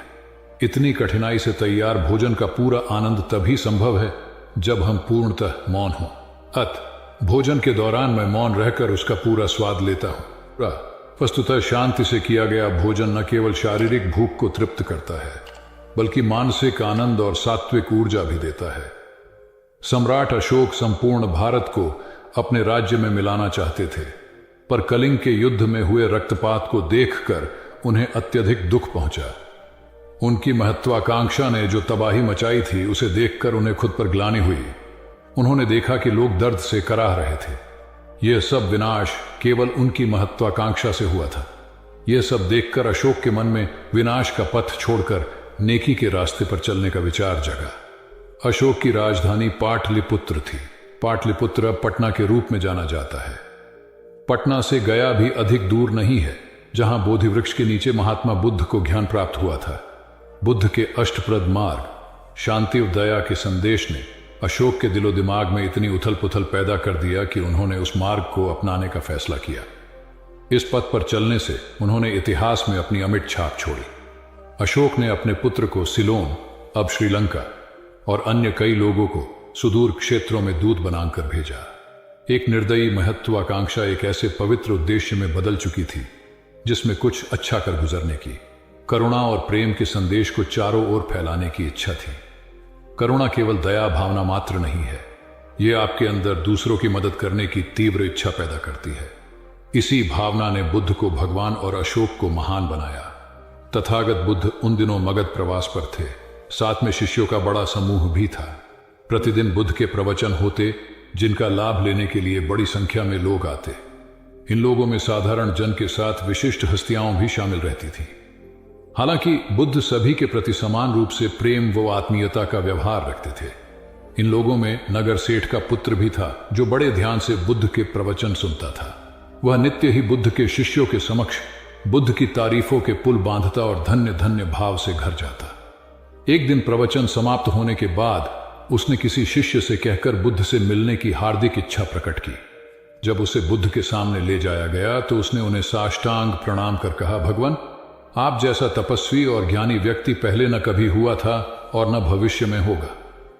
यह सुनते ही बुद्ध ने उसकी बात बीच में ही रोककर कहा, वत्स, क्या तुमने इतना अध्ययन कर लिया है कि अब तक कितने संत महापुरुष हुए हैं, और क्या भविष्य भी जान चुके हो कि आगे और कोई नहीं होगा?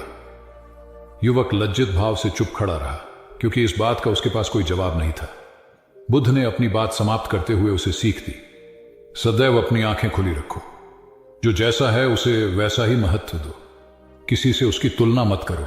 कथा का सार यह है कि किसी भी क्षेत्र के अधिकारी विद्वान की स्वतंत्र रूप से प्रशंसा करना उचित है, किंतु सर्वश्रेष्ठ बताना अनुचित, क्योंकि श्रेष्ठता को व्यक्ति, समय व स्थान की सीमाओं में नहीं बांधा जा सकता। आनंद भगवान बुद्ध के प्रमुख व प्रिय शिष्य थे। उनके स्वभाव में उदारता, स्नेह व सहिष्णुता जैसे गुण शामिल थे। वे सभी के प्रति समान व्यवहार करते थे। उनकी दृष्टि में कोई छोटा या बड़ा नहीं था। एक बार आनंद कहीं जा रहे थे। रास्ते में उन्हें बड़े जोर की प्यास लगी। आसपास देखा तो निकट ही कुआं दिखाई दिया। वे वहां पहुंचे। कुएं से एक लड़की पानी भर रही थी। आनंद ने उसके पास जाकर कहा, बहन, मैं बड़ी दूर से आ रहा हूं, मुझे बहुत जोर से प्यास लगी है, कृपा कर पानी पिला दो। उनकी बात सुनते ही लड़की कांप उठी, क्योंकि वह अछूत जाति की थी। वह जानती थी कि किसी ऊंची जाति के व्यक्ति को पानी पिलाना उसके अधिकार क्षेत्र से बाहर है। वह निगाह नीची कर चुपचाप खड़ी रही। आनंद ने प्यास से व्याकुल होकर फिर कहा, बहन, तुमने सुना नहीं, प्यास के मारे मेरे प्राण निकले जा रहे हैं, मुझे पानी पिला दो। लड़की भयवश कुछ नहीं बोल पाई। जब आनंद ने बड़े स्नेह से उससे पानी न पिलाने का कारण पूछा तो वह बोली, मैं निम्न जाति की कन्या हूं, आपको पानी कैसे पिला सकती हूं? उसकी बात सुनकर आनंद ने कहा, बहन, मैंने तुमसे पानी मांगा है, जाति तो नहीं पूछी। आनंद की उदारता ने उस कन्या का भय दूर कर दिया और उन्हें पानी पिलाकर वह धन्य हो गई। कथा का सार यह है कि ईश्वर की दृष्टि सम होने के कारण उसने सभी मनुष्यों को समान शरीर, बुद्धि और भावना से नवाजा है। अपने सृष्टिकर्ता के विरुद्ध जाकर मानव मानव में भेद करना सर्वथा अनुचित है। एक बार भगवान बुद्ध अपने शिष्यों के साथ पाटलिपुत्र पहुंचे। सभी लोग एक विहार में रुके। भोजन के बाद बुद्ध ने आनंद से अगले दिन से प्रवचन आरंभ करने को कहा। अगले दिन बुद्ध का प्रवचन सुनने बड़ी संख्या में लोग उपस्थित थे। बुद्ध प्रवचन देने के बाद लोगों से मिलते, उनकी समस्याएं सुनते और नेक सलाह देते। एक दिन प्रवचन के समय बुद्ध के शिष्य आनंद ने उनसे पूछा, भंते, आपके सामने हजारों लोग बैठे हैं, बताइए कि इनमें सबसे सुखी कौन है? बुद्ध ने एक विहंगम दृष्टि भीड़ पर डालते हुए कहा। वह देखो, सबसे पीछे एक दुबला पतला फटे वस्त्र पहने जो आदमी बैठा है, वह सर्वाधिक सुखी है। आनंद सहमत नहीं हुआ। वह बोला, यह कैसे संभव है? वह तो बहुत दयनीय जान पड़ता है। बुद्ध ने अपनी बात सिद्ध करने के लिए बारी बारी से सामने बैठे लोगों से पूछा, तुम्हें क्या चाहिए? किसी ने संतान मांगी तो किसी ने मकान, कोई रोग मुक्ति चाहता था तो कोई अपने शत्रु पर विजय। ऐसा एक भी व्यक्ति नहीं था जिसे कोई इच्छा ना हो।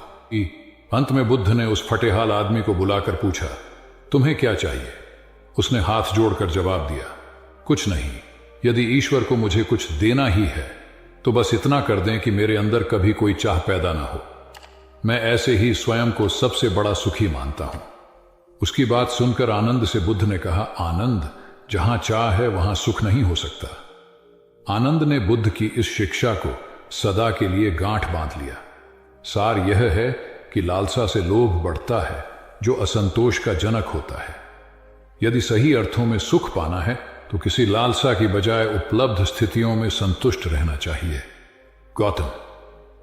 बुद्ध ने बहुत से अज्ञानी लोगों को सम्यक दृष्टि प्रदान की थी। तब को बात है, कोसांबी में एक ब्रह्मचारी रहता था। उसे अभिमान था कि उस जैसा कोई विद्वान नहीं है, इसलिए अपने साथ सदैव जलती मशाल रखता था।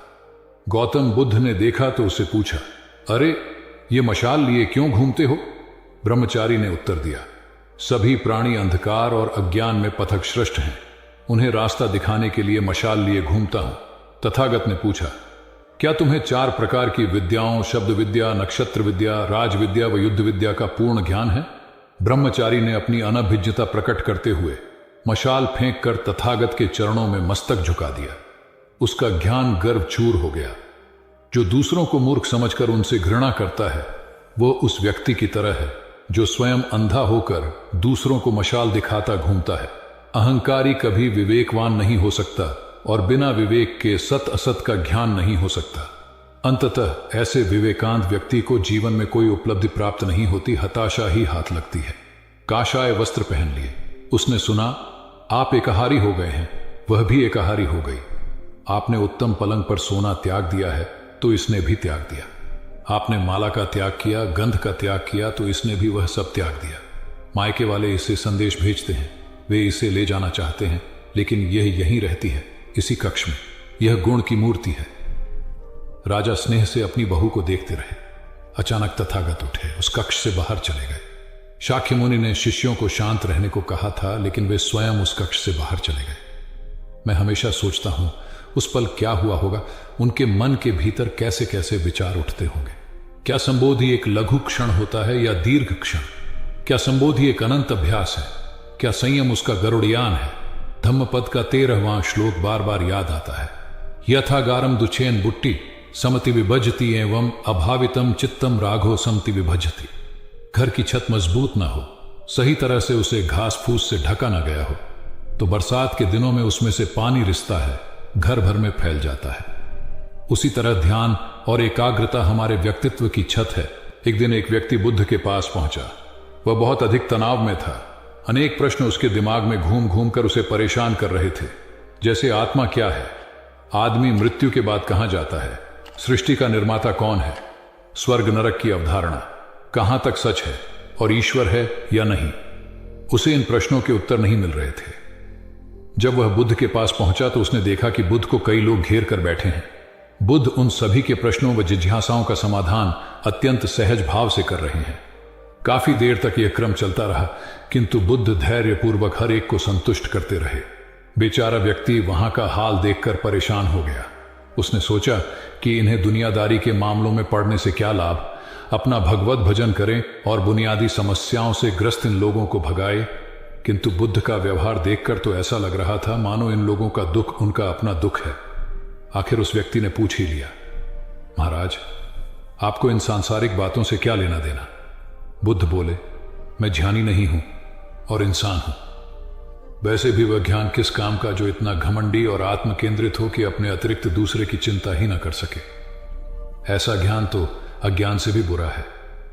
बुद्ध की बातें सुनकर व्यक्ति को उलझन दूर हो गई। उस दिन से उसकी सोच व आचरण दोनों बदल गए।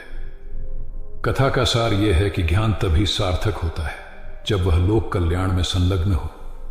महात्मा बुद्ध ने युवक को सत्संग का महत्व समझाया। महात्मा बुद्ध एक गांव में ठहरे हुए थे। वे प्रतिदिन शाम को वहां पर सत्संग करते थे।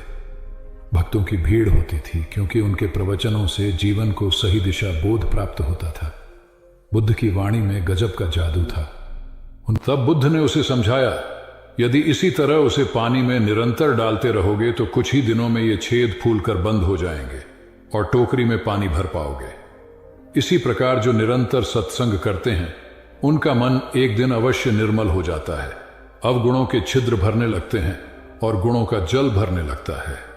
युवक ने बुद्ध से अपनी समस्या का समाधान पा लिया। निरंतर सत्संग से दुर्जन भी सज्जन हो जाते हैं क्योंकि महापुरुषों की पवित्र वाणी उनके मानसिक विकारों को दूर कर उनमें सद्विचारों का आलोक प्रसारित कर देती है।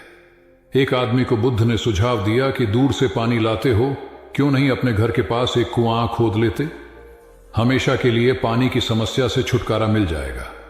सलाह मानकर उस आदमी ने कुआं खोदना शुरू किया, लेकिन 7-8 फीट खोदने के बाद उसे पानी तो क्या, गीली मिट्टी का भी चिन्ह नहीं मिला। उसने वह जगह छोड़कर दूसरी जगह खुदाई शुरू की, लेकिन 10 फीट खोदने के बाद भी उसमें पानी नहीं निकला। उसने फिर तीसरी जगह कुआं खोदना शुरू किया, लेकिन यहां भी उसे निराशा ही हाथ लगी। इस क्रम में उसने 8-10 फीट के 10 कुएं खोद डाले, लेकिन पानी कहीं नहीं मिला। वह निराश होकर बुद्ध के पास गया। उसने बुद्ध को बताया कि मैंने 10 कुएं खोद डाले, मगर पानी एक में भी नहीं निकला। बुद्ध को आश्चर्य हुआ। वे स्वयं चलकर उस स्थान पर आए जहां उसने 10 गड्ढे खोदे हुए थे। बुद्ध ने उन गड्ढों की गहराई देखी और सारा माजरा समझ गए। फिर वे बोले, 10 कुएं खोदने की बजाय एक कुएं में ही तुम अपना सारा परिश्रम लगाते तो पानी कब का मिल गया होता। तुम सब गड्ढों को बंद कर दो, केवल एक को गहरा करते जाओ, पानी निकल आएगा। उसने बुद्ध को बात मानकर ऐसा ही किया। परिणाम स्वरूप कुआं पूर्ण होते ही पानी निकल आया। सबने भगवान बुद्ध की जय जयकार की। धन्ना सेठ के पास 7 पुश्तों के पालन पोषण जितना धन था। उसका व्यापार चारों तरफ फैला हुआ था, किंतु फिर भी उसका मन अशांत रहता था। कभी धन की सुरक्षा की चिंता तो कभी व्यापारिक प्रतिस्पर्धा में आगे निकलने का तनाव। चिंता और तनाव के कारण वह अस्वस्थ रहने लगा। उसके मित्र ने उसकी गिरती दशा देखी तो उसे बुद्ध के पास जाने की सलाह दी। सेठ बुद्ध के पास पहुंचा और अपनी समस्या बताई। बुद्ध ने उसे सांत्वना देते हुए कहा, तुम घबराओ मत, तुम्हारा कष्ट अवश्य दूर होगा।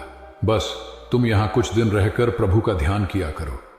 बुद्ध के कहे अनुसार सेठ ने रोज ध्यान करना शुरू कर दिया, किंतु सेठ का मन ध्यान में नहीं लगा। वह जैसे ही ध्यान करने बैठता, उसका मन फिर अपनी दुनिया में चला जाता। उसने बुद्ध को यह बात बताई, किंतु बुद्ध ने कोई उपाय नहीं बताया। थोड़ी देर बाद जब सेठ बुद्ध के साथ वन में सायंकालीन भ्रमण कर रहा था तो उसके पैर में एक कांटा चुभ गया। वह दर्द के मारे कराहने लगा। बुद्ध ने कहा, बेहतर होगा कि तुम जी कड़ाकर कांटे को निकाल दो, तब इस दर्द से मुक्ति मिल जाएगी। सेठ ने मन कड़ाकर कांटा निकाल दिया। उसे चैन मिल गया। तब बुद्ध ने उसे समझाया, ऐसे ही लोभ, मोह, क्रोध, घमंड व द्वेष के कांटे तुम्हारे मन में गड़े हैं। जब तक अपने मन की संकल्प शक्ति से उन्हें नहीं निकालोगे, अशांत ही रहोगे। सेठ का अज्ञान बुद्ध के इन शब्दों से दूर हो गया और उसने निर्मल हृदय की राह पकड़ ली। अपनी कुप्रवृत्तियों से मुक्ति के लिए संकल्पबद्धता अनिवार्य है। जब तक व्यक्ति दृढ़ निश्चय न कर ले, वह अपनी गलत आदतों से मुक्त नहीं हो सकता। बुद्ध की शिक्षा से गांव का उद्धार हुआ। एक युवक ने बुद्ध से आकर कहा, मेरा गांव अशिक्षित है। मैं अपने परिवार से झगड़कर थोड़ा बहुत पढ़ पाया हूं। आगे और पढ़ना चाहता हूं, किंतु सभी रोक रहे हैं। घर के लोग सोचते हैं कि खेती में खूब पैसा है और उसके लिए किसी शिक्षा की आवश्यकता नहीं है। यही सोच गांव वालों की भी है। कृपया आप मेरे गांव चलकर वहां शिक्षा का प्रसार करवाइए। बुद्ध युवक की बात मानकर गांव आ गए। धर्मभीरू ग्रामीणों ने बुद्ध का सत्कार किया और रोज उनके प्रवचन सुनने आने लगे। बुद्ध जब भी शिक्षा का महत्व बताते, ग्रामीण विरोधी मत रखते। एक दिन एक महिला अपने 5 साल के बच्चे के लिए पूछने लगी कि उसे किस उम्र से शिक्षा दिलवाए। तब बुद्ध ने समझाया कि तुम्हें तो 5 वर्ष पूर्व उसकी शिक्षा शुरू कर देनी थी। उसे क्या खाना है, क्या नहीं, कैसे क्या बोलना है आदि बातें शुरू से सिखाओगी तभी तो वह अपना उचित ख्याल रख सकेगा। बुद्ध की यह बात महिला सहित सभी ग्रामीणों को समझ में आ गई। उन्होंने अपने बच्चों को विद्यालय भेजना शुरू किया। यह समय वर्षा का था। युवक ने लोगों को जल संग्रहण की तकनीक बताई। अधिकांश ने उपहास किया, किंतु युवक अपना काम करता रहा। बुद्ध का सहयोग प्राप्त था, इसलिए किसी ने उसका खुलकर विरोध नहीं किया। जब गर्मी में भीषण जल संकट के कारण फसलें सूखने लगीं, तो युवक ने कुएं खुदवाए, जिनमें जल संग्रहण की तकनीक के कारण खूब पानी निकला। ग्रामीण अब शिक्षा का महत्व समझ चुके थे। धीरे धीरे संपूर्ण गांव शिक्षित हो गया। ज्ञान हर उम्र में अर्जित किया जा सकता है। यही ज्ञान हमें जीवन में आने वाली समस्याओं के समाधान की राह सुझाता है। एक गांव में 2 भाई रहते थे जो अपनी शैतानियों के लिए कुख्यात थे। उन्हें दूसरों को परेशान करने में बड़ा आनंद आता था। वे हर समय किसी न किसी को परेशान करने में लगे रहते थे। गांव के लोगों के साथ साथ उनके माता पिता भी उनकी ऐसी हरकतों के कारण बहुत दुखी थे। जब गांव का कोई व्यक्ति उनके माता पिता के पास उनकी शिकायत लेकर आता, तो वे दोनों को बहुत समझाते, किंतु दोनों भाइयों के कानों पर जूं तक नहीं रेंगती। एक दिन उनकी मां गांव में आए हुए महात्मा बुद्ध के पास गई और अपने बच्चों में किसी भी तरह ईश्वर का भय भर देने का आग्रह किया, ताकि वे लोग शैतानी से बाज आए। महात्मा बुद्ध ने मां से दोनों को एक एक करके उनके पास भेजने को कहा।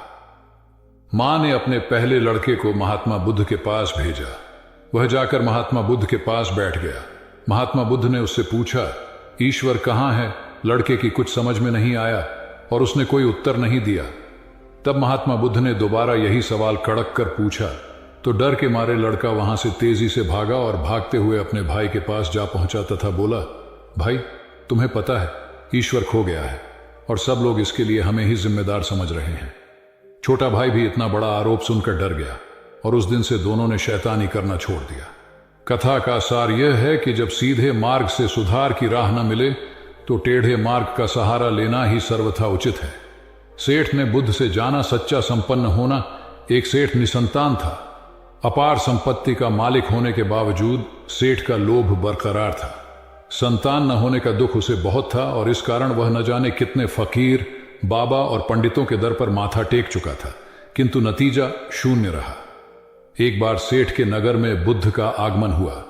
सेठ ने उनकी बहुत ख्याति सुनी तो अगले ही दिन उनसे मिलने पहुंचा। बुद्ध को अपनी निसंतानता के विषय में बताया तो उन्होंने सेठ के सिर पर हाथ रखकर हार्दिक आशीर्वाद दिया। संयोग की बात कि कुछ ही समय बाद सेठ को संतान सुख प्राप्त हो गया। वह बुद्ध के प्रति आभार भाव से भर उठा। सोचने लगा कि बुद्ध के प्रति उपकार कैसे जताए। विचार करने के उपरांत उसने एक बक्से में बेशकीमती हीरे जवाहरात रखे और बुद्ध के पास पहुंचा। बुद्ध को प्रणाम निवेदित कर सेठ बोला, महाराज, आपकी कृपा से मुझे संतान का मुख देखने को मिला। मैं आपके लिए कुछ करना चाहता हूं, सो यह तुच्छ भेंट लाया हूं। बुद्ध ने हीरे जवाहरात देखते ही अस्वीकार कर दिए। उन्होंने कहा, मेरे लिए धन व्यर्थ है, इसे तुम ही रखो। जब सेठ अधिक आग्रही हुआ तो बुद्ध बोले, मैं निर्धनों से दान नहीं लेता। आश्चर्यचकित सेठ ने कहा, पर मैं तो निर्धन नहीं हूं, अपार धन संपत्ति मेरे पास है। मेरी तिजोरियां सोने चांदी, गहनों व जवाहरातों से भरी हुई हैं। रात दिन परिश्रम कर मैं इस संपत्ति को दिन दूनी रात चौगुनी कर रहा हूं, फिर मैं निर्धन कैसे हूं? तब बुद्ध ने समझाया, इसका आशय यह है कि तुम अपनी वर्तमान संपत्ति से तृप्त नहीं हो, और अतृप्त व्यक्ति निर्धन ही तो होता है, क्योंकि सच्चा संपन्न तो वह है जो तृप्त हो। बुद्ध की बातों ने सेठ की आंखें खोल दी। संतोष सबसे बड़ा धन और संतोष ही सर्वाधिक धनी होता है, क्योंकि इच्छाओं का अंत निर्लिप्तता की परम सुखमय अवस्था को लाता है। एक बार गौतम बुद्ध से अभय राजकुमार ने प्रश्न किया कि क्या श्रमण गौतम कभी कठोर वचन कहते हैं।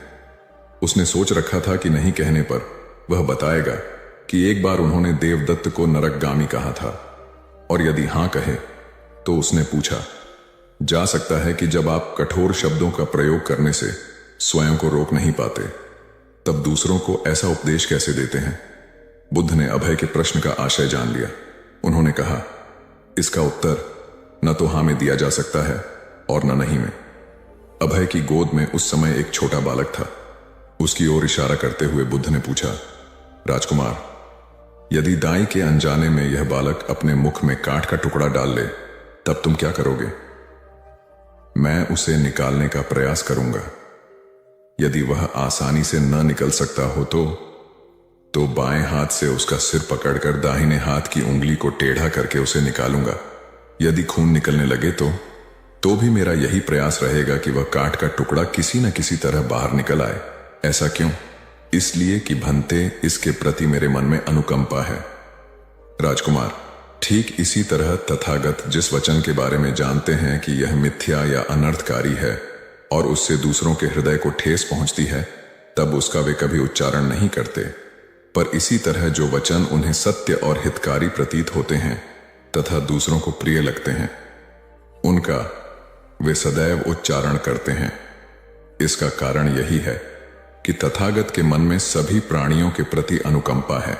भगवान बुद्ध देव और मनुष्यों के शास्ता थे, परंतु सबसे पहले वह मनुष्य थे। मनुष्य बढ़कर देवता बनता है, यह प्राचीन मान्यता थी।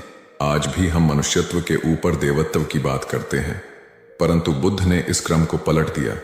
उन्होंने कहा, यह जो मनुष्यता है वही देवताओं का सुगति प्राप्त करना कहलाती है। देवता जब सुगति प्राप्त करता है तब वह मनुष्य बनता है। देवताओं में विलास है, राग, द्वेष, ईर्ष्या और मोह भी वहां है। निर्वाण की साधना वहां नहीं हो सकती। इसके लिए देवताओं को मनुष्य बनना पड़ता है। मनुष्यों में ही देव पुरुष का आविर्भाव होता है, जिनको देवता नमस्कार करते हैं। मानवता धर्म का उपदेश देने वाले बुद्ध स्वयं मानवता के जीते जागते रूप थे।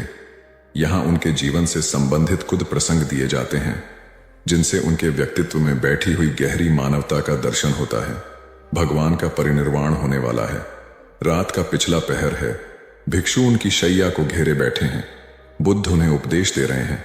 कह रहे हैं, भिक्षुओं, बुद्ध धर्म और संघ के विषय में कुछ शंका हो तो पूछ लो। पीछे मलाल मत करना कि भगवान हमारे सामने थे पर हम उनसे कुछ पूछ न सके। कोई शिष्य नहीं बोलता। भगवान 3 बार कहते हैं, पर कोई भिक्षु कुछ पूछने को नहीं उठता। भगवान को शंका होती है कि कहीं वे उनके गौरव का विचार करके पूछने में संकोच तो नहीं कर रहे। इसलिए वह कहते हैं, शायद भिक्षुओं, तुम मेरे गौरव के कारण नहीं पूछ रहे। जैसे मित्र मित्र से पूछता है, वैसे तुम मुझसे पूछो। बुद्ध अपने शिष्यों की समान भूमिका पर आ जाते हैं। उनकी यह विनम्रता मनुष्य धर्म की आदर भूमि है। बुद्ध ने अपने को भिक्षुओं का कल्याण मित्र कहा है, जो उनकी मानवीय सहृदयता और विनम्रता को सूचित करता है। एक दूसरा दृश्य भी उसी समय का है। चंद कर्मार पुत्र के यहाँ बुद्ध ने अंतिम भोजन किया था। उसके बाद ही उन्हें खून गिरने की कड़ी बीमारी हो गई थी, जो उनके शरीरांत का कारण बनी। बुद्ध को उसके हृदय का बड़ा ध्यान था।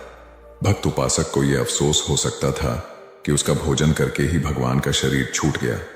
इसलिए आखिरी सांस लेने से पहले उन्होंने आनंद को आदेश दिया, आनंद, चंद कर्मार पुत्र की इस चिंता को दूर करना और कहना, आयुष्मान तूने बद्धा लाभ कमाया कि मेरे भोजन को करके तथागत परिनिर्वाण को प्राप्त हुए।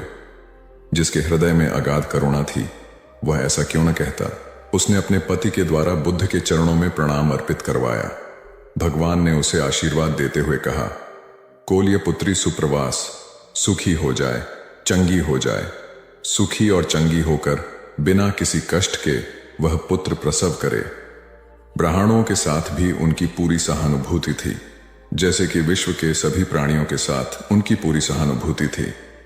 बावरी नामक ब्राह्मण के एक शिष्य ने जब अपने गुरु की ओर से भगवान के चरणों में प्रणाम निवेदन किया तो भगवान ने आशीर्वाद देते हुए कहा, शिष्यों सहित बावरी ब्राह्मण सुखी हो। माणवक, तुम भी सुखी हो, चिरजीवी हो। बुद्ध के पास छोटा बड़ा जो भी जाता था, वह उससे कहते थे, आओ, तुम्हारा स्वागत है। भगवान अपनी अंतिम यात्रा में पावा और कुशीनारा के बीच जा रहे थे। रास्ते में उन्हें पुक्कुस मल्लपुत्र नामक व्यापारी मिला। उसने उन्हें एक दुशाला भेंट किया, परंतु भगवान उसे अकेले कैसे आड़ते। वह अपने शिष्य आनंद को सम्मानित करना चाहते थे। उन्होंने कहा, पुक्कुस, दुशाले के एक भाग को मुझे ओढ़ा दे, दूसरे को आनंद को। पुक्कुस ने ऐसा ही किया। भूल करने वालों के प्रति भी बुद्ध की अनुकंपा का पार न था। एक बार एक ब्राह्मण ने भगवान को वेरंजा में वर्षावास करने का निमंत्रण दिया। भगवान वहां गए, लेकिन वह ब्राह्मण बहुधंधी था। उसने उनकी कुछ भी सुध बुध नहीं ली। बुद्ध को बड़ा कष्ट हुआ। उन्हें 3 महीने तक कुटा हुआ जौ रोज खाना पड़ रहा, क्योंकि उस समय वेरंजा में अकाल पड़ रहा था और वह भी उनको और उनके शिष्यों को घोड़ों के व्यापारियों से मिलता था। इतना होने पर भी वर्षावास की समाप्ति पर भगवान बुद्ध अन्यत्र जाने से पूर्व वेरंजा जाकर ब्राह्मण को आशीर्वाद देना नहीं भूले। भगवान बुद्ध के जीवन में ऐसी अनंत घटनाएं मिलती हैं। उनमें हमें उनकी मानवता के दर्शन होते हैं। उनके जीवन में कोमलता की पराकाष्ठा थी और उनकी वाणी में अपर्वु माधुर्य था जो सबको अपनी ओर खींचता था। उनके मुंह से क्रोध भरा शब्द कभी नहीं निकलता था। वह मनुष्य थे, परंतु मनुष्य की दुर्बलताओं से ऊपर उठ चुके थे। उनके व्यक्तित्व में मानवता की शुभ ज्योत्सना, धर्म की स्थिति